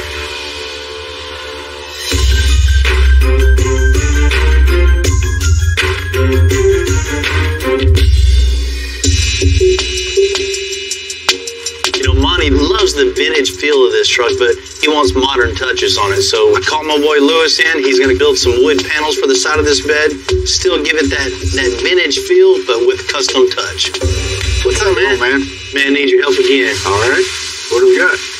Monty would like to pay a little homage to his family's history. His dad has had, grocery stores in the past. I need a wood panel for each side of the bed and put their name in the bedside here somewhere. Yeah, that'll look good. The wheels are going to be a charcoal. The inside's all dark, so I like, a dark stain on this thing too, so it ties everything together. Okay. Well, if you're going charcoal on the wheels, we could do something really cool and go with a Shosugiban finish. A what? A Shosugiban finish. It's a traditional Japanese finish used to preserve wood, and what we'll actually do is char the wood to give it that charcoal appearance. Nobody else would have it, that's for sure. And that sounds cool, man. Let's do that. Okay, sounds good. Ready to get it? Take this over here and get started. We're going to take this piece, take our router and route it to the exact shape and give it a little profile on the edge. We're going to put some nice styling on the sides of it so it's not square, and it gives it a really nice detailed edge. All we have to do now is put the Shosugiban finish on it. So we're going to fire up the torch and get started. So it's really important whenever you're doing a Shosugiban finish that you keep the flame moving. We don't want to keep it concentrated in one spot too long because it could potentially catch on fire, and we definitely don't want that. So as you can see, as we're doing this, it starts to really highlight the grain of the wood, and what that's doing is it's burning out the softwood of the oak and just exposing that hardwood, starting to look really, really nice. Get that look that Bill was going for when he said he wanted the charcoal gray. What better look to give them than an actual piece of burnt wood. Now I'm going to wet it down just so it doesn't get too hot. Now you can see how all that water is we're looking for not just the look, but this bed will be protected for many years to come. Okay, so now that we've got the Shosugiban finish done, we're going to get the letters engraved onto this, and then it'll be ready to put on the truck. For me, one of the best parts of building custom builds is that it's art. But this ain't no sculpture, we get to drive them. And the more I think about David and Daniel's drag truck, the more I want to give it a run. I at least gotta ask. Look like they're around here, so they're probably out back messing around. What all my shit?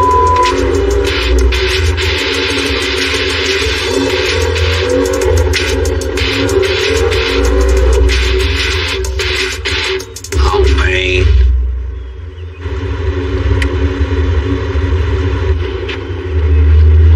They're gonna have to come get us. Man, here we are. Little shortcut turned into getting stuck. And that's one thing I hate, being stuck in the mud. And once again, we gotta come and save Bill's ass. Once again. You know, when I come back there seeing Bill stuck in that mud and he had on them pretty white shoes, I just could not believe it. I think we're getting some boots for Christmas. Yeah. I know much, man. Need a little help here? Man, please, dude. We take care of you. You already know that. Don't get it all muddy, Bill. You didn't bring me a blanket to lay on? Sure. Hey, hold on. I'll be right back with that. Yeah. You know, I wanted to talk to you about that race truck. Do I need to go get it to pull you out? Nah, I don't recommend that. Man, I might need to take that thing for a little ride. I don't know. Look what you're doing back here. Have you never been stuck before, huh? No. You know, we're going to take it out next weekend, man, but I think we got other problems now. How about next weekend? You won't let me drive? She's ready. Anytime, man. All right, cool, man. Let's get you out of this right now, Bill.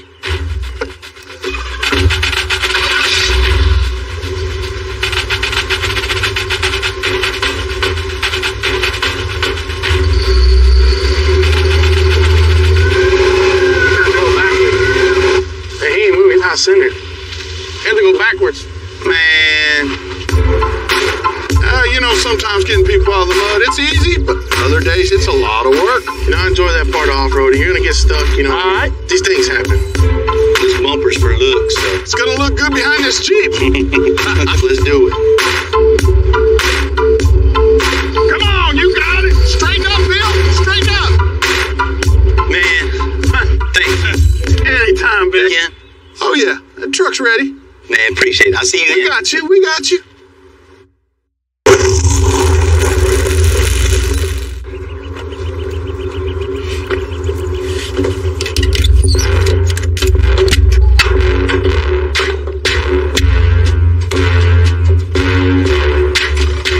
You know, I appreciate David and Daniel inviting me out today.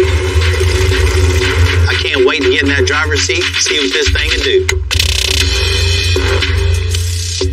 Back. Yeah, there you go. So Daniel, tell me about it real quick, man. Give me a little tutorial. All right. Make sure your steering wheel's latched on. You got your water pump here. You're going to go all the way back to first gear. Bam. First. Yes, sir. Second. That's it. When you let go of that button, you're going for a ride. You're leaving. Cool, man. I got this. Let me suit up and let's see what this thing will really do. Let's do it. Yeah.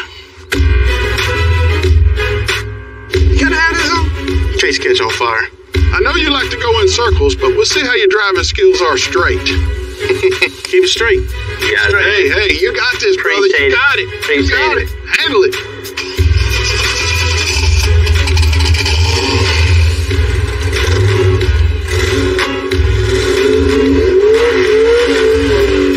I'm doing a burnout. I can feel, you know, this thing's got a little power.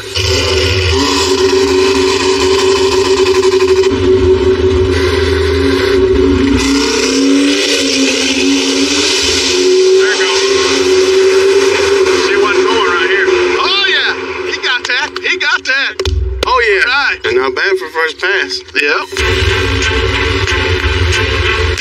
Man, releasing that button, feeling just the torque of this engine, the power pulling you back in the seat and just holding this thing straight the whole time.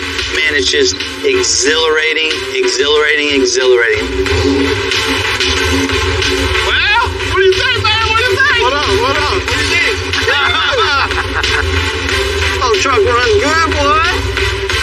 And the 6 is on the first pass? That's rolling. You know, it's a great way to start off your day. You don't need coffee or energy drink. Adrenaline rush is the best way to get it going. Man, that was fun, man. I tell you what, I've been needing that. You know, working so hard at the shop, man, you just get in the grind and get to come out here on a day like this and really release the frustrations, man. It just clears your mind, and I needed it, man. I really appreciate that. Does that baby roll or what? It does, man. It runs really good. We're going to build one. You better watch it. That ain't nothing. That ain't nothing.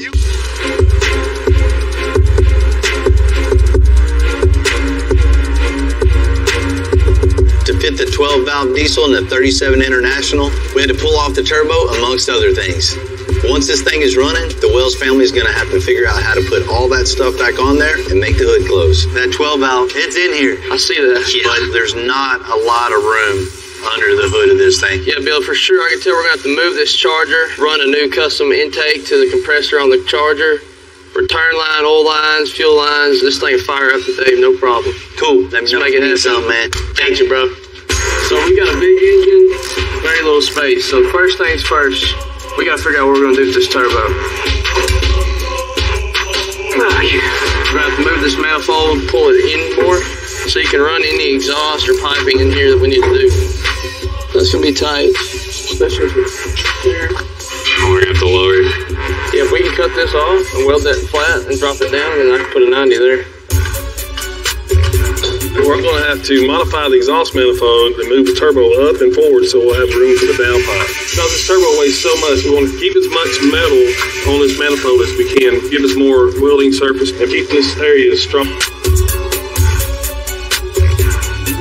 All right, that looks good. Let's pack it up.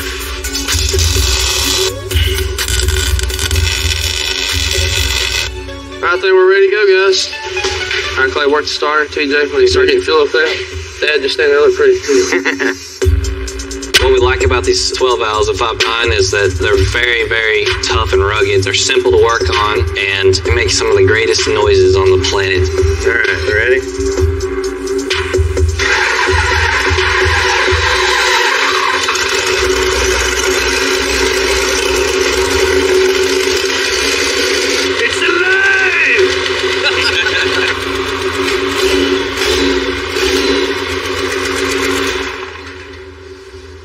We gotta run a 12 valve, boys. Turbo's finished, fuel lines are ran. All that's left now is just to make it look pretty. Well, it all started with this one right here.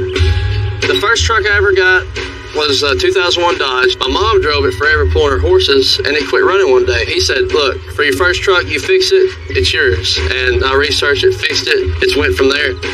He started fixing his truck up and racing everyone around town. And before we knew it, everyone was calling him and dropping their trucks full of trucks. And we were like, well, I guess we better start a shop.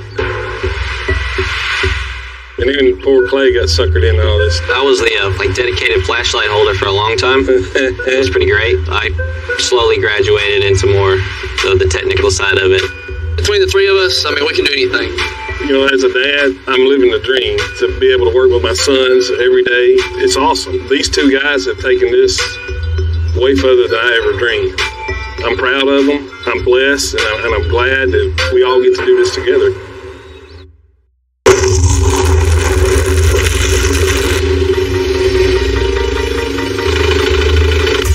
Help me do this real quick. We got the chassis back from Powder Coat on the 1937 International Harvester, and it's all hands on deck putting together the rolling chassis with custom 20-inch wheels and tires. Bring it down just a little bit, Tom. Stop. Looks at home right there, right? Looks nice. Looks good. You know, if you look from the outside, all the changes are pretty subtle. But this thing is completely transformed.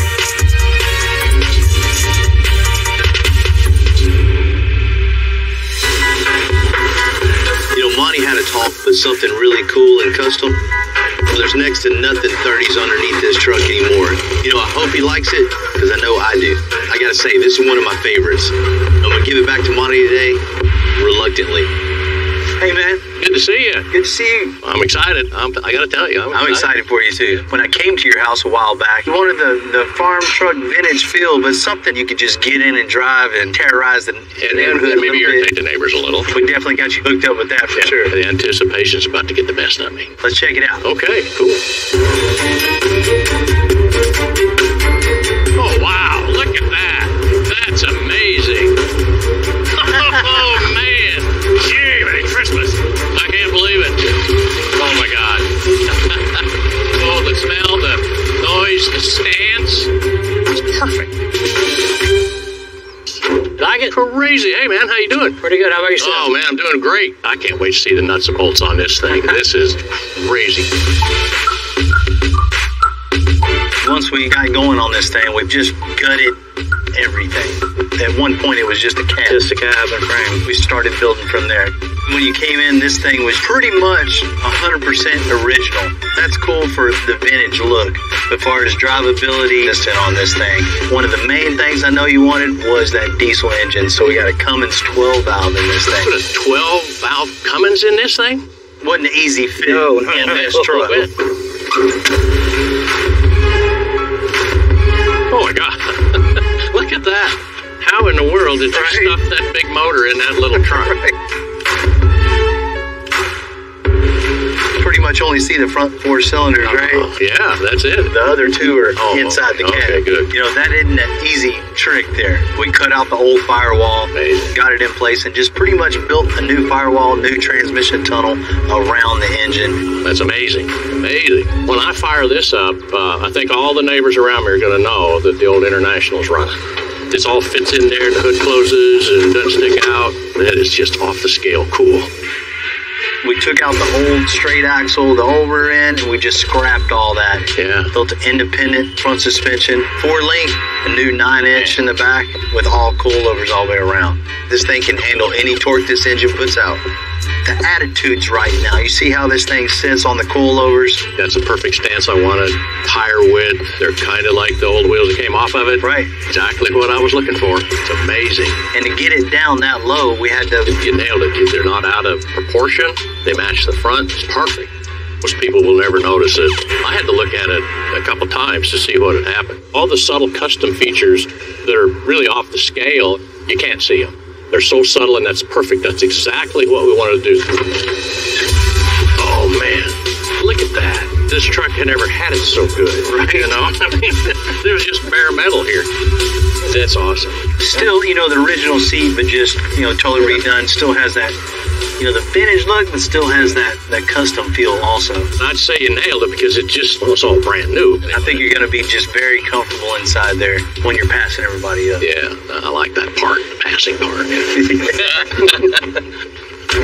You know, Monty, you had those steak pockets on the back. Yeah. Steak belongs on your plate, not on the bed. So we filled in all the holes where the steak pockets were. We moved the wood down on the bed sides, and it has a spot for your family son. I like that a lot. Subtle, but it's important to me that it's on there. Man, it was really nice to be able to work on something old like this, you know, from seeing like a Nebraska truck, then taking it to where we brought it today. It's nice to see a finished product and a happy customer like yourself. Yeah, man, you nailed it. Thank you guys very much. That is awesome. It is crazy good. I can't wait to get out. And, you know, once again, my guys killed it on this. Hey, Monty, enjoy this truck. You're going to have a lot of fun, you know, driving, cruising, and terrorizing the neighborhood. Little step. So how much more money do I owe you? This little puny bumper. Now, that ain't going to cut it. This thing's finally starting to look like something. 1934 Buick. It looks perfect. I'll tell her we're cutting this up. We'll take this original engine out, put a late model Chevy in it. We're going to piss some people off. We're going to show it the respect it deserves. Get some shocks in here. He wants this thing to be able to drop on the ground also. Holy shit, that's beautiful. And it's not yellow. I'm Bill Carlton. I built my first truck when I was 16. And ever since, me and my guys have been out here creating with our hands. Building the biggest, lowest, baddest custom trucks and cars in the game. People don't come here for what they need. They come here for what they want. This is Texas Metal.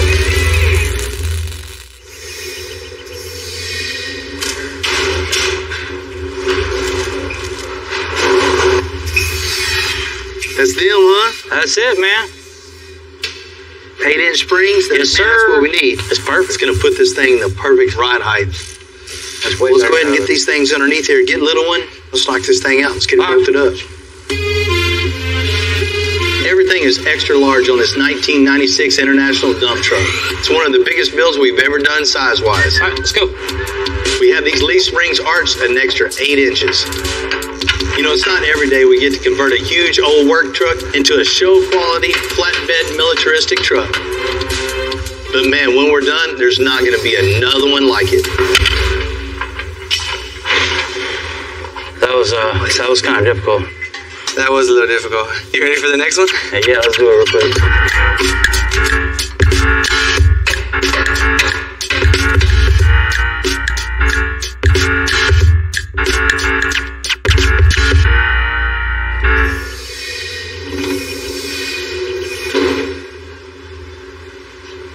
I know that look. Yeah, we got a lot of stuff to do to the dump truck.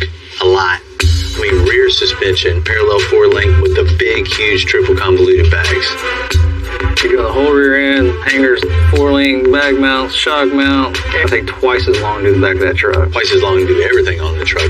Build the bumper, paint the thing, the whole interior. Wasn't the engine really messed up? Yes, that reminds me too. I put a call in with the one-way diesel guys. They're coming down, and they're going to tidy up the engine compartment and get this thing running good. At least we're getting a custom-made bed for it. It's going to be really cool. Front suspension's done, but, you know, everything's taking so much longer. Everything's bigger, heavier than we're normally working with. I had a feeling you're fixing to tell me, like, you need it tomorrow or something. We got a little time on it, but it's getting way, way behind for sure. Ready to go get after it? Well, let's go. Let's go do it, man. We already tore the bed off, made and installed the hangers. Now we can get going on the rear suspension. We got a super huge truck, so we need some super huge bag mount. You know, we usually use 3/16 D plates for the bag mounts, but on this one, we're gonna make bigger, thicker circle plates out of 5/16. This is the foundation of everything. This is gonna support every bit of the truck's weight, so this thing needs to be super strong. Then we'll have our spacer to simulate the bag when it's at ride height. Gonna mount that up underneath the frame where they're gonna be. And this thing looks so beefy in the back. I want to continue the bag mounts to look beefy too. So I want something just mean looking, right? Hell yeah. So I think we ought to come right off the axle up to the bag mount and then all the way across to the other bag mount and then down to the axle. Okay. Just with two. We got it. We'll just bend it. We're not going to roll it or anything because it's a Moxie truck, so we'll continue with just square bends. It's still going to look really cool and be really strong.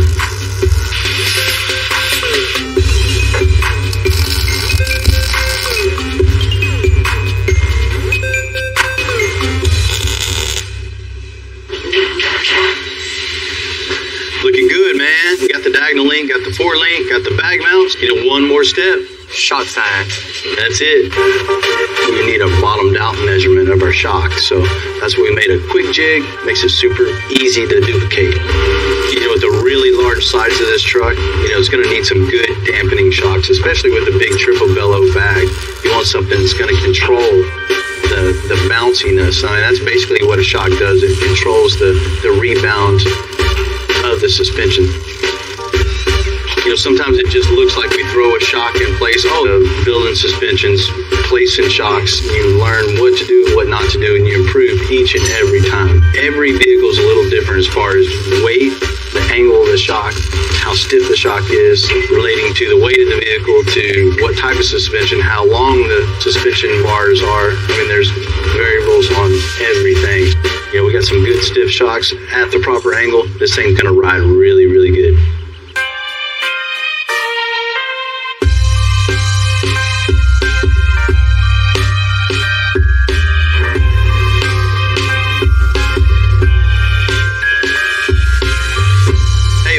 Hey man, what's going on? A good trip for you? Oh, absolutely. Great roads all the way up to Houston from Oklahoma. Man, I sure appreciate you coming down. I think we may have built exactly what you need for this build. Cool, man. Let's check it out.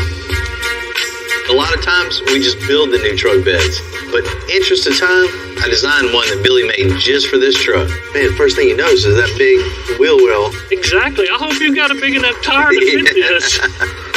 Definitely. I'll tell you, man, when I saw the drawings, I was concerned, but I know you, it's all good. Got your gooseneck hitch, your receiver hitch built in, so be able to tow and haul with that big rig. Yeah, this thing's cool. You know, this isn't off the shelf. It's not off the shelf, I'll assure you. Certainly. Go off and get it on the truck. How much does this thing weigh, you think? I don't know. I hadn't built it before.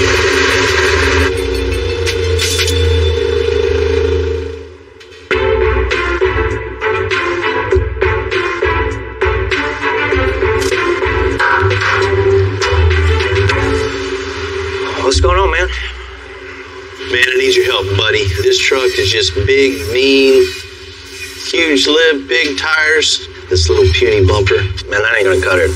I want to leave the holes, the hooks, the bumper mounts, everything here. Okay. So all we'll have to do is split it right here, straight down here, and then straight across. We'll just carry that all the way across. We'll split it like that, and then all we'll have to do is add 8 inches in the middle. Hope it all right back together. I'm gonna go ahead and section it in the middle. We'll have a much more aggressive bumper that's gonna look perfect on this truck. All right, so I got my filler piece now to go ahead and connect my bottom of the bumper to the top of the bumper where I section it. If I fit this properly, I won't have any issues down the road when I'm going to weld all this together. Because if it's not lined up, I'll be fighting the metal the whole time I'm welding it. All right, so I got my centerpiece in. I'm gonna go ahead and start tacking the edges right here to make it a perfect fit. Okay, so I got the bumper looking pretty good, the 8-inch section in there. I'm really happy with the way it fit. So the next thing to do is go ahead and put the side pieces on. You just gotta do it by eye. I like that fancy footwork. It's pretty close. So I'm gonna go ahead and tack it in. So everything looks pretty good. Everything's welded solid. The next step is go ahead and mount it up to the truck and see how it looks. The owner, John, wants a really unique truck. You know, one that can win trophies, but also get to work. So we're gonna add a winch behind the bumper.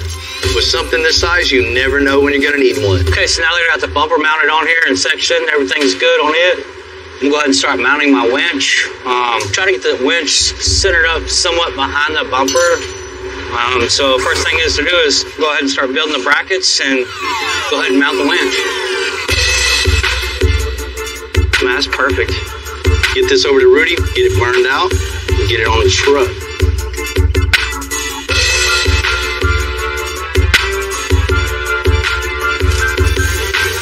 Winch bracket, I'm gonna go ahead and stick in the brake and put a 90-degree brake on it. Once I'm done with that, I'll go ahead and bring it to the truck and fit it up. Now that I got my winch bracket bolted to my winch, so I'm going to go ahead and put some tack welds on it. Then I'll go ahead and put my bumper on it and check my clearance. So it's pretty much a slide for the cable. Basically, we're trying to center this up with the winch. We don't want it too high, we don't want it too low. We want it to be centered so when it winds up or unwinds, that it's not in a bind. So it's pretty important to get this pretty close to the center of the winch, the drum, and then it'll be right.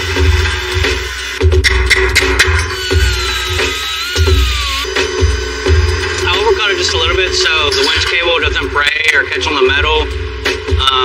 Pretty happy with it, looks good, looks right where it needs to be, so he'll be able to help people out or help himself out in a bind.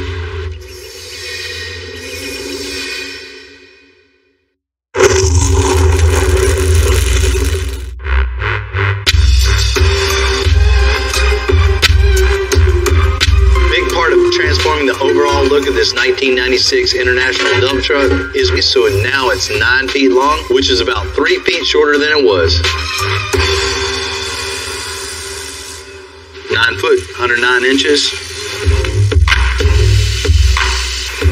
We're cutting the frame and boxing it in so it'll look like it came from the factory like this. Then it'll be just as strong. Close this gap up. You know, in the early days of a big build like this, it can be hard to see how we're going to turn the old dump truck into a mean military-looking truck. But you got to keep the faith and just make it happen bit by bit.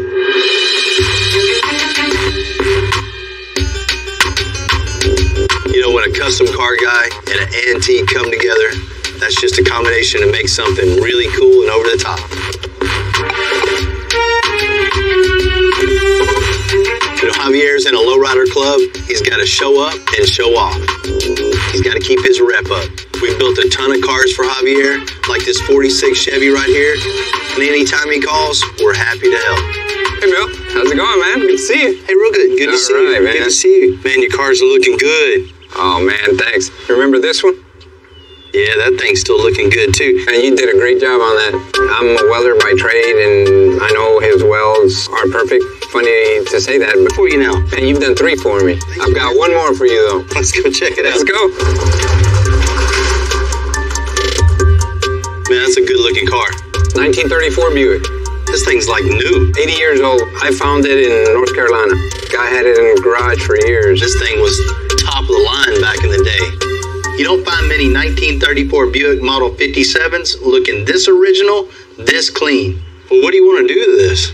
I mean, it looks perfect. You know, Bill, I like driving. And right now, I can't drive this thing. The car's not reliable. It overheats. So I want to be able to go where I want to go and not have any problems at all. So what's under the hood now? It's straight A. You want to look at it? Wow, this thing is cool. Pretty old, isn't it? Straight 8, you don't see that a lot. No. So you want to take this original car, take this original engine out, and replace it with something else. Bill, that's what I want to do. This is one of the very few times that I'm a little hesitant about taking this car apart. We're going to piss some people off. Definitely. Some people are going to be mad. You know, a lot of people don't like changing parts. They like to keep cars all original, but I like driving them. So Original engine out, put a late model Chevy in it. That way you got your reliability, fuel economy, power, something you can just get in and drive wherever. That's what I want, Bill. That's what you're going to get. If we're already going that far with this thing, we might as well put some air suspension on this thing and get it down really low. I know how you and your boys like to ride low. We roll fast, but we also roll low. Gotta lower it. You gotta lower it. You know, to even get this thing a little lower, we'll put a little bit lower profile tire and take these wheels and change the color. Just make it stand out a little more. Yeah, let's do it. That's got to be it. We can't chop the top or cut the interior out or paint it a different color or anything. I mean, we're already committing blasphemy with the Buick people. You ready to piss some people off? That's why I called you, Bill.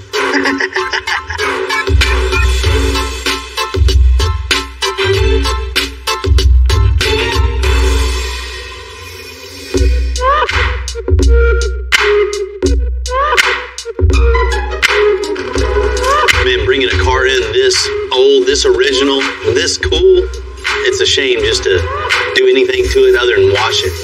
And we're just going to tear it all apart. I have my reservations, but I'm glad it's here. I'm glad it's us that's going to get our hands on it. We're going to show it the respect it deserves. And, you know, this car is so original. There's nothing been done to it. So we're going to be the first ones to do that. All our parts and pieces that we're going to build are going to make sure the car is done perfect. Didn't you guys have one of these when you were little? Brand new? Man, first gotta wash this thing, clean it up a little bit, a little maintenance, right? Customer's got a different idea on that. Don't tell me we're cutting this up. That's what he wants, man. The problem with this thing is the straight 8 in it is just not reliable for him. He wants something he can just get in, you know, turn the key, start it up, cruise wherever he wants to go, and not have to worry about all the issues that come with the old technology here. So what we're going to do is pull this out, put a late model LS in it, something he can just get in it, hit the key, and go wherever he wants, not have to worry about overheating or anything. We're going to replace the rear end, give him something a little more of a strength to it, man. This one definitely won't hold up to the power LS puts out. You know, new drive line, the whole new running gear, disc brakes, front and back. He wants this thing to be able to drop on the ground also. So we got to replace the straight axle in the front of this thing, replace it with independent front suspension and air suspension on top of that. So when he gets where he's going, drop this thing on the ground. Hell yeah. Man, you really don't have any issue cutting this thing up, huh? If it ain't cut, it ain't custom. I hear you, man, but you know, we want to give it a little extensive style. You know, something maybe like a coil pack cover to maybe go with the styling of the car. It'll make not as many people hate us for putting an LS on this thing. It doesn't matter what we do. They're going to hate us for pulling this one out. Let's get this thing up on the rack, start tearing it apart. Cool. First things first, the little one's got to rip out the old suspension and then the motor. Man, it's crazy this old car has a gearbox style mechanism on the top of it. Usually they just have a bushing and a straight bolt, but since this is definitely not a gearbox, it's more than likely something with gears and oil. Man, they were smart back then.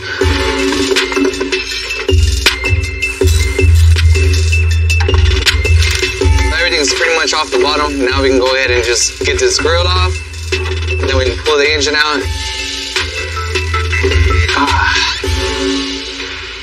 Whew, that was heavier than I thought. Man, dude, look at all those springs. And they don't really make them like this anymore, do they? Nah, they don't at all. Here, let's get this on so we can get this motor out of here. All right.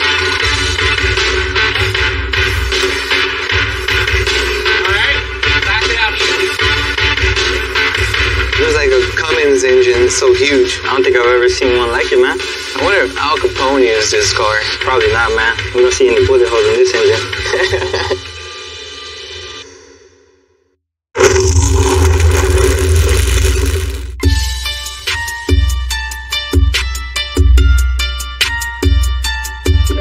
Designing the suspension on this old school Buick definitely has some challenges. None of our off-the-shelf parts are going to work, so Ryan's got to get busy by making all custom parts. We're going to start now with making the mounts for the two links. As you can see, what we get to work with here, we would typically just make our own cross member, but with the structure and everything that's going on here, I don't think it's necessary. We can reinforce this and build brackets off of this, and it will work just as well, and it will look great. That's perfect. Taking my templates over to Rudy so you can burn them out. Hey, dude. What's up? Is that quarter? That's quarter. That's quarter. I was going to have you cut two of these out for me so I could just cut this while you were doing that, but since that's quarter, I'm just going to make you cut all of them out for me. I know you're not doing anything over here. That's what I'm here for, right? Appreciate you. Once I get all my curves and lines figured out, I'll trim everything up, transfer it over into the program, cut Ryan's pieces out, clean them up, take them over to him.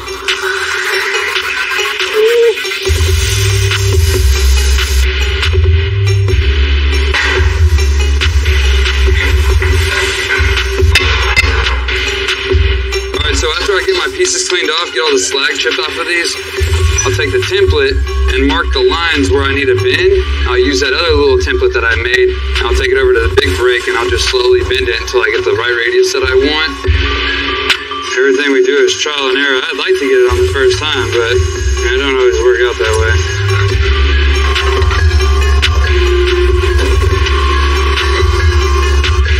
Cut that out with the plasma cutter.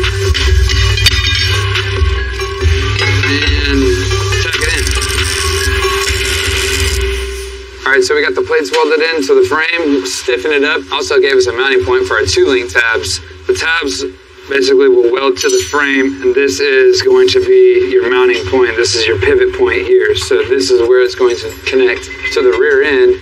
We'll start here and move our way to these other cars are built just so rigid. It's a really rough ride. This would be like night and day difference. It would be riding on a cloud versus riding in a wagon barrel down a gravel road, so I think what we're doing here is a little better.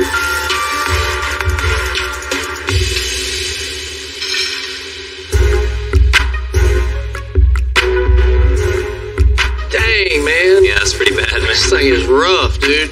The diesel in this dump truck came to us in rough shape. There was a lot of creative fixes and even garden hose under the hood. John, the owner, wants to keep this engine and make it reliable, so I asked the Wells family to come on in and get this thing running right. Bro, what line was he? No, I can see why they call it the dump truck. This thing is terrible, man. Got some electrical tape there. On a fuel hose? That's a hazard just waiting to happen. Yeah, we've got our work cut out for us, man. First things first, let's get this big honking piece of trash off here. Let's clean that up with a newer, updated intake. Help it breathe a little more? Yeah, get a little more power out of it. We need to change out all the radiator hoses, get all this stuff cleaned up. Watch out.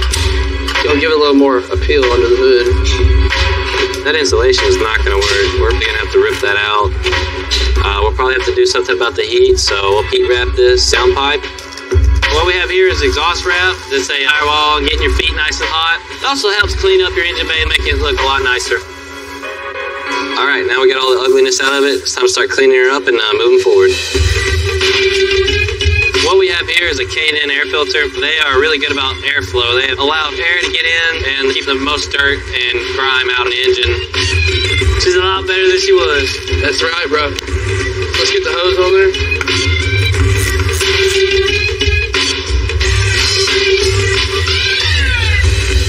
Last thing we gotta get taken care of, the safety hazard of this wiring. Yeah, I'd hate for something bad to happen there. These wires, when they're bunched together, can cause a break in the circuit and them to short out. The short, it can create a spark, and right here by the fuel system, it's a terrible thing to happen. So I'm gonna trim this off, put us a butt connector in here, a heat shrink one, so we can keep this sealed off from the elements. Move the wiring and take the slack out in other places so it's a smoother transition from here to main harness. And then get it all nice and zip tied out of the way so it doesn't look like trash. Well, that's it, man. I think we got it all. We ended up having to do a few extra things to it, but I think it was well worth it. Now it's not going to catch on fire. It looks 10 times better, a lot safer. It's ready to go, man. School bus yellow isn't going to cut it on the dump truck. It needs a big color change to give it that militaristic, overall mean look. What's up, man? How's it going? Good, man. I got the color for the old dump truck. A metallic gun barrel gray is really going to be the way to go on this. Not just that, but I think I want to go with the two-tone. Two-tone? Black bed, black running boards, and the very, very roof I want all black also. Damn, it's going to look enojado. What's that? Real mean. Real mean. That's it, right, buddy. Do it to it. Got it.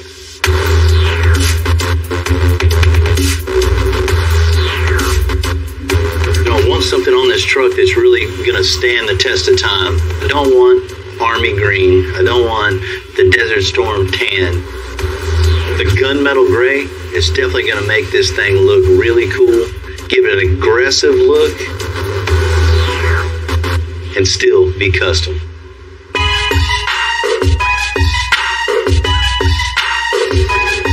John the client said he wanted this international dump truck to be unique. We're definitely heading in that direction.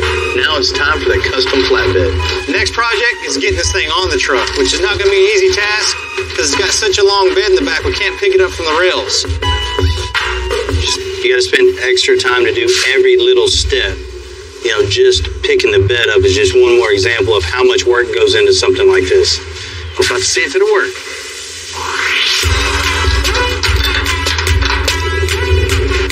Gunmetal gray, the black, it's just going to tie together perfectly.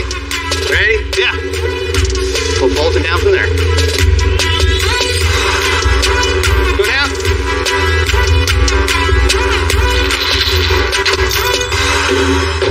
This is a big ass bed.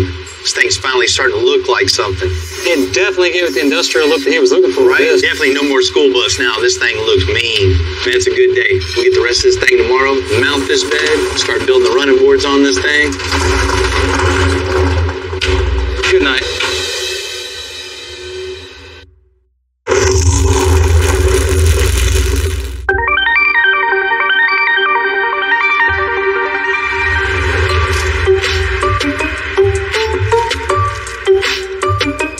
This truck's so tall, we're going to need some extra steps going in. So we're going to make some running boards / steps, and I'd like to make it one solid piece. A problem with that is the cab's 7 foot long, and our equipment's running boards out of 2 pieces. It just takes extra time to get everything 100%, and this truck flexes a lot, so over time it wouldn't line up as if it would if it was one piece. I'm gonna go see my old buddy Ernest at Diamond Sheet Metal. He always helps us out. I've known Ernest since I was a kid. He's one of the Northside experts I can always count on. What we got going on? Man, I'm working on Old International. Thing's way off the ground. It's a huge truck. Way off the ground, all right. So I need some running boards / steps integrated in it. Okay. I need 2 pieces, 7 foot at a 14 gauge. We can break it up to 12 foot. 10 foot, whatever you need. Well, I only need 7. I know you got the big brakes, the big shears. So whenever I can't do it, I come see you. We can have it. Well, thank you, man. All right. Give me a call, man, when you got it. I'll do it, man. Take care.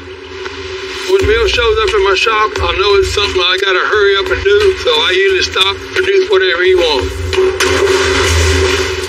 Back in the 70s, that's how long I've been knowing Bill. He used to lower bikes, stuff stuff like that, and I knew he had a great future in it because if he can do it with a bicycle, he can do it with a car. We're making all these marks, they got to be right on the money. These are where the brakes are going to be. If you don't mark them off right, we got to start all over. We got to mark here with a circle, it's going to be bent up. No circle, it's going to be bent on the other side, bent down.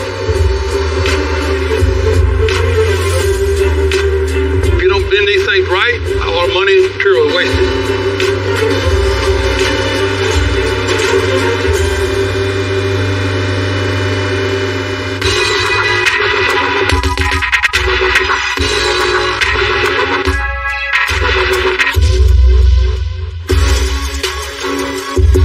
Undercarriage of this old school Buick is structurally different from most of the vehicles we work on. They just don't make them like this anymore. You know, there's not a whole bunch to the rear of these cars. It's real thin sheet metal and a lot of wood, so we don't have a lot to work off of, and I don't want to just weld straight to the frame rail because they're like 10 gauge. It's real thin. So I'm making a foundation basically to be able to, you know, build my rear suspension off of.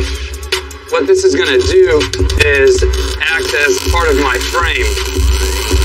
We'll get some bag brackets on there, some shocks, diagonal link, and we'll have a brand new suspension on the rear of this car. That's it. Let's do some shocks. Let's get some shocks in here. With the way that I'm putting the shock and where it's going to be placed, I just want a bag that's never going to hit it.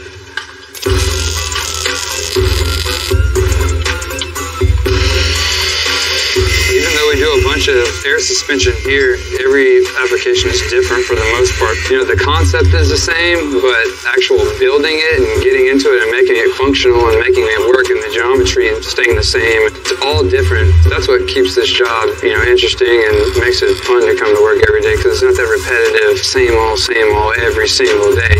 But it's done back here and now we get to move on to the front.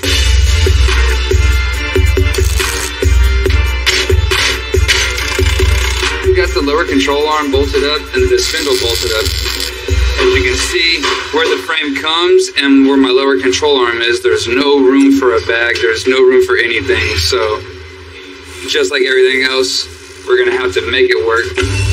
Decompress with no air in the bag is gonna be 3 inches, right? I'll take this 3-inch block, describe a line all the way across. Judging by the looks of this right here, my tie rod's gonna be somewhere in this area here. So I'm just gonna go ahead and just cut what we need with the plasma, make a plate to fill it. For the most part, I got everything cut out. Right now, I'm gonna get some 4-inch flat block to make my fill piece here.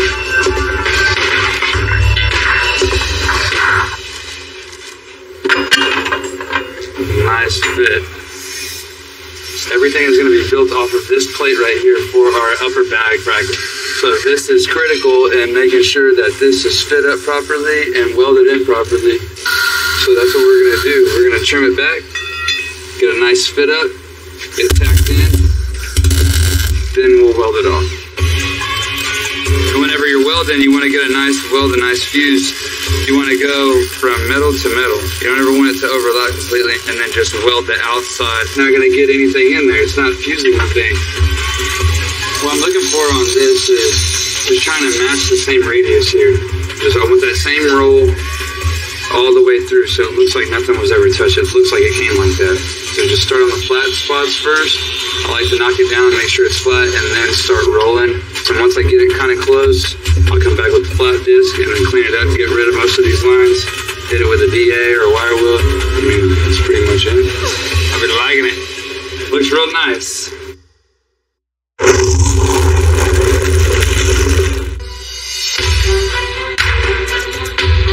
We got work to do, man. Ryan's putting together the last little bits of the front suspension on the old school Buick. So this is exactly where it's going to be right here. Now everything's in place. I can just attach to the top of the frame, get that tucked in there, throw a shock mount on here, and drop our motor in here pretty soon. Yes, sir. Man, I get it. I totally know what you're talking about. You know what we can do? We can just pause on it, let you think about that. Once you think about it, let me know. We'll get back on it. All right. Just the person I'm looking for. Man, I just got off the phone with Javier, with the Buick. He's not real sure of what engine he wants to put in it, so he wants to put that thing on pause for a minute. The customer needs some time to make the right decisions on the right engine, so we're going to give that to him. I get it, man. He wants to think about exactly what he wants. We don't want to give him nothing that he's not 100% sure about. The extra time always takes a toll on the bottom line, but that's what we're doing to make it right. Trust me, this thing will be perfect when it's finished.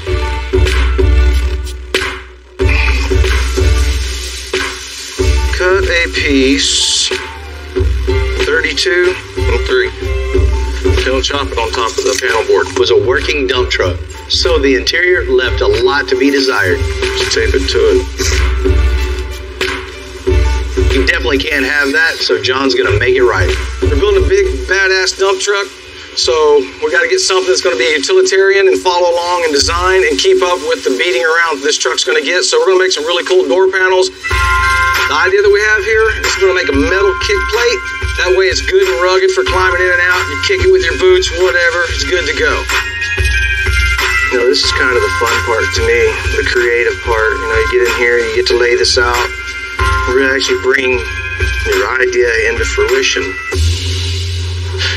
With this truck, it's big, it's boxy, it's a beast coming down the road.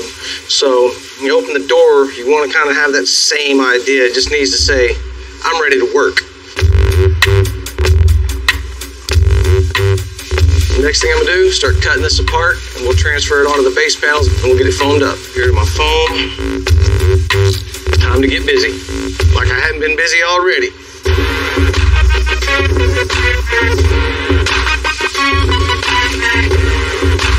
Alright, now I'm just going to trace this out.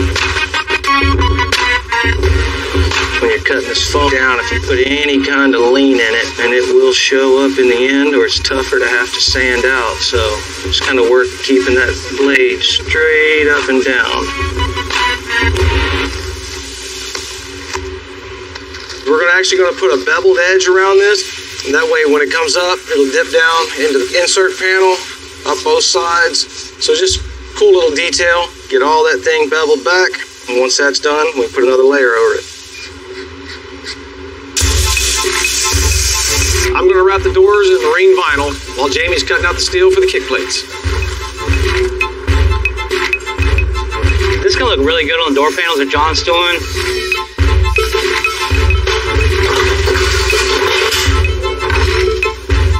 I went ahead and cut this out of 18 gauge steel, just sheared it. Now I'm going to cut it to the right size, go ahead and prep the material, and I'll bring it back to it. All right, looks good. I'm happy with it. I'm going to go ahead and bring John, go ahead and do a test fit real quick and go from there. See how she fits. Cool, man. Perfect fit. Cool. Well, then we go knock out the Mother 3. Can't wait to get over to the body shop and let them get this thing painted, get this door panel together. It'll look pretty cool. It's going to look nice. Panel harness did really, really good. I mean, all the angles look exactly perfect, exactly what I wanted. So next step is just get this up here and start shaping it. Hey, pretty soon we'll have a running board. Put your hand out there. So about 5 inches. And we made it a little bit too long so we could shrink it down, cut a little here, a little there, make this thing fit perfect. From the front fender well all the way to the bed. Man. That's a big difference. That's nice. It's going to make it real easy to get right on up in here. Next step is just shaping it perfect to the fender itself. Pretty cool little trick right there. Used to have a sign company across the street. Showed me that. Of course, we just could have squared the ends off and put it on. Taking the time to shape it, to make it fit the truck. It's like the front, just right here, needs to come in a little bit. As if it would have came from the factory like that. That's what I want it to look like in the end. No matter what we're working on, a little extra time, a little extra cut, a little extra weld makes a huge statement in the overall project. Can't wait to see this thing black up against that gray. It's really going to finish the whole thing off. My name L1 actually means little one, and I got that name around the age of 14 doing electrical, body shop, and paint. I always wanted to keep on learning, keep on going to the next thing. Start from the bottom, work your way to the top. You gotta know how to do every single part of the job. The first thing I learned how to do was actually sweep up a shop. If you don't know how to sweep up a shop, then you shouldn't be doing much of anything else. I'm not done learning yet. This is me with 10 years experience. I want to see myself with 20 years experience, 30 years experience. You always want to get something right and then keep on learning, but you got to learn the right way with the right people. If you're not open-minded to learn from others, then you're not going to get very far in this business. I like working at Extensive. The talent here is so diverse, and it's just crazy the amount of knowledge that you can gain. If something breaks, you make it. If you can't find it, you make it. If you can't do it, you make it and you do it. And that's why we keep building the best things that come out.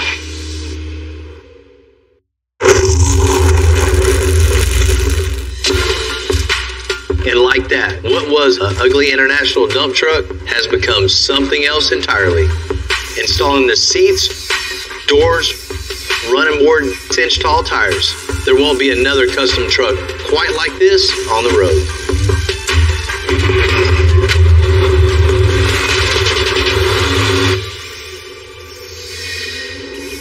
Hey, Bill, what's up? Hello.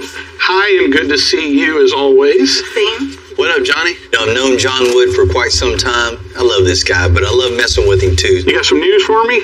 Well, I wanted you to come out and check this thing out. I got a couple questions on it. That usually means there's problems, so how much more money do I owe you? Right. I called him in, told him we had a couple issues with this truck. You already know how rough that thing is. It shouldn't have any rust. It was covered with tar. You know, I can tell right now he's super worried. He thinks it's going to cost him a lot. You ready to go check it out? Yeah, let's go see what we got going. It always bothers me when you say you have a problem and you want me to... Oh, that's not a problem. That's done. You lied to me. You're lying to my face. Holy, that's beautiful. And it's not yellow. Of course, there was a couple problems, but now it definitely runs and that drives. Thing is bad, eh? It's ready to roll, John. It's really, really neat. What do you think about the bumper on this thing? Split it, added 8 inches, made this thing way bigger with the big winch on it. Added a winch. He even added a winch. I didn't ask for it. We're going to get it stuck sooner or later, and we're going to need the thing. I knew it was big when I saw it at the office, but in here, this thing's huge. It was already big, but it's way, way, way bigger now. The color choice was good. Right? Getting rid of the school bus yellow was most definitely an essential part of the build. Changing it to gunmetal gray and making it a two-tone, it was definitely the right way to go. Well, that's very different. Right? You had creative fixes all throughout. This thing was a fire hazard for sure. My one-way diesel guys came in, they just fixed everything and addressed all the issues. I knew it was bad. I had no idea it was actually a fire hazard. I'm glad they fixed it all up because, you know, I have employees that are going to drive it and it has to be safe. Wow. What do you think about this thing? I love it. This is great. Right? This is way better before. Those old steps on this thing, you can see all the frame. Couldn't have that. New running boards on this thing and integrated the steps in it. Vertically challenged, dude. I have to wait to get up there. You refinished it all. New seats, carpet, door panels. Wow. Wow. I bet it doesn't even stink in new smell in there. Had to rip all that out. Had the seats redone, got new carpet in it, and there was no door panels in this thing. Right. So John and Daniel hooked you up with that. You know, we could have just wrapped this thing, changed the color. But, this is way better than a wrap. You know, this is going to represent your company and mine, so we got to do this thing right, man. Absolutely. Now on to the good stuff. Right? What do you think about that? It looks correct. No more dump truck, right? No more dump truck for sure. Cut the back of the frame off, scooted the axle forward. All the suspension was all handmade underneath this thing. It's got a huge 4-link on this with big triple bellow bags, so you can haul whatever you put on the back of this thing can haul it. Wow. And ride. Super smooth. And the bed was built specifically for this truck. You see the big wheel well opening. Yeah. So what do you think, man? Is this going to work for you? Absolutely. I'm afraid to scratch it now. The bed scale matches the truck scale with the giant wheels and tires. It's a functional truck, and we're going to work this truck.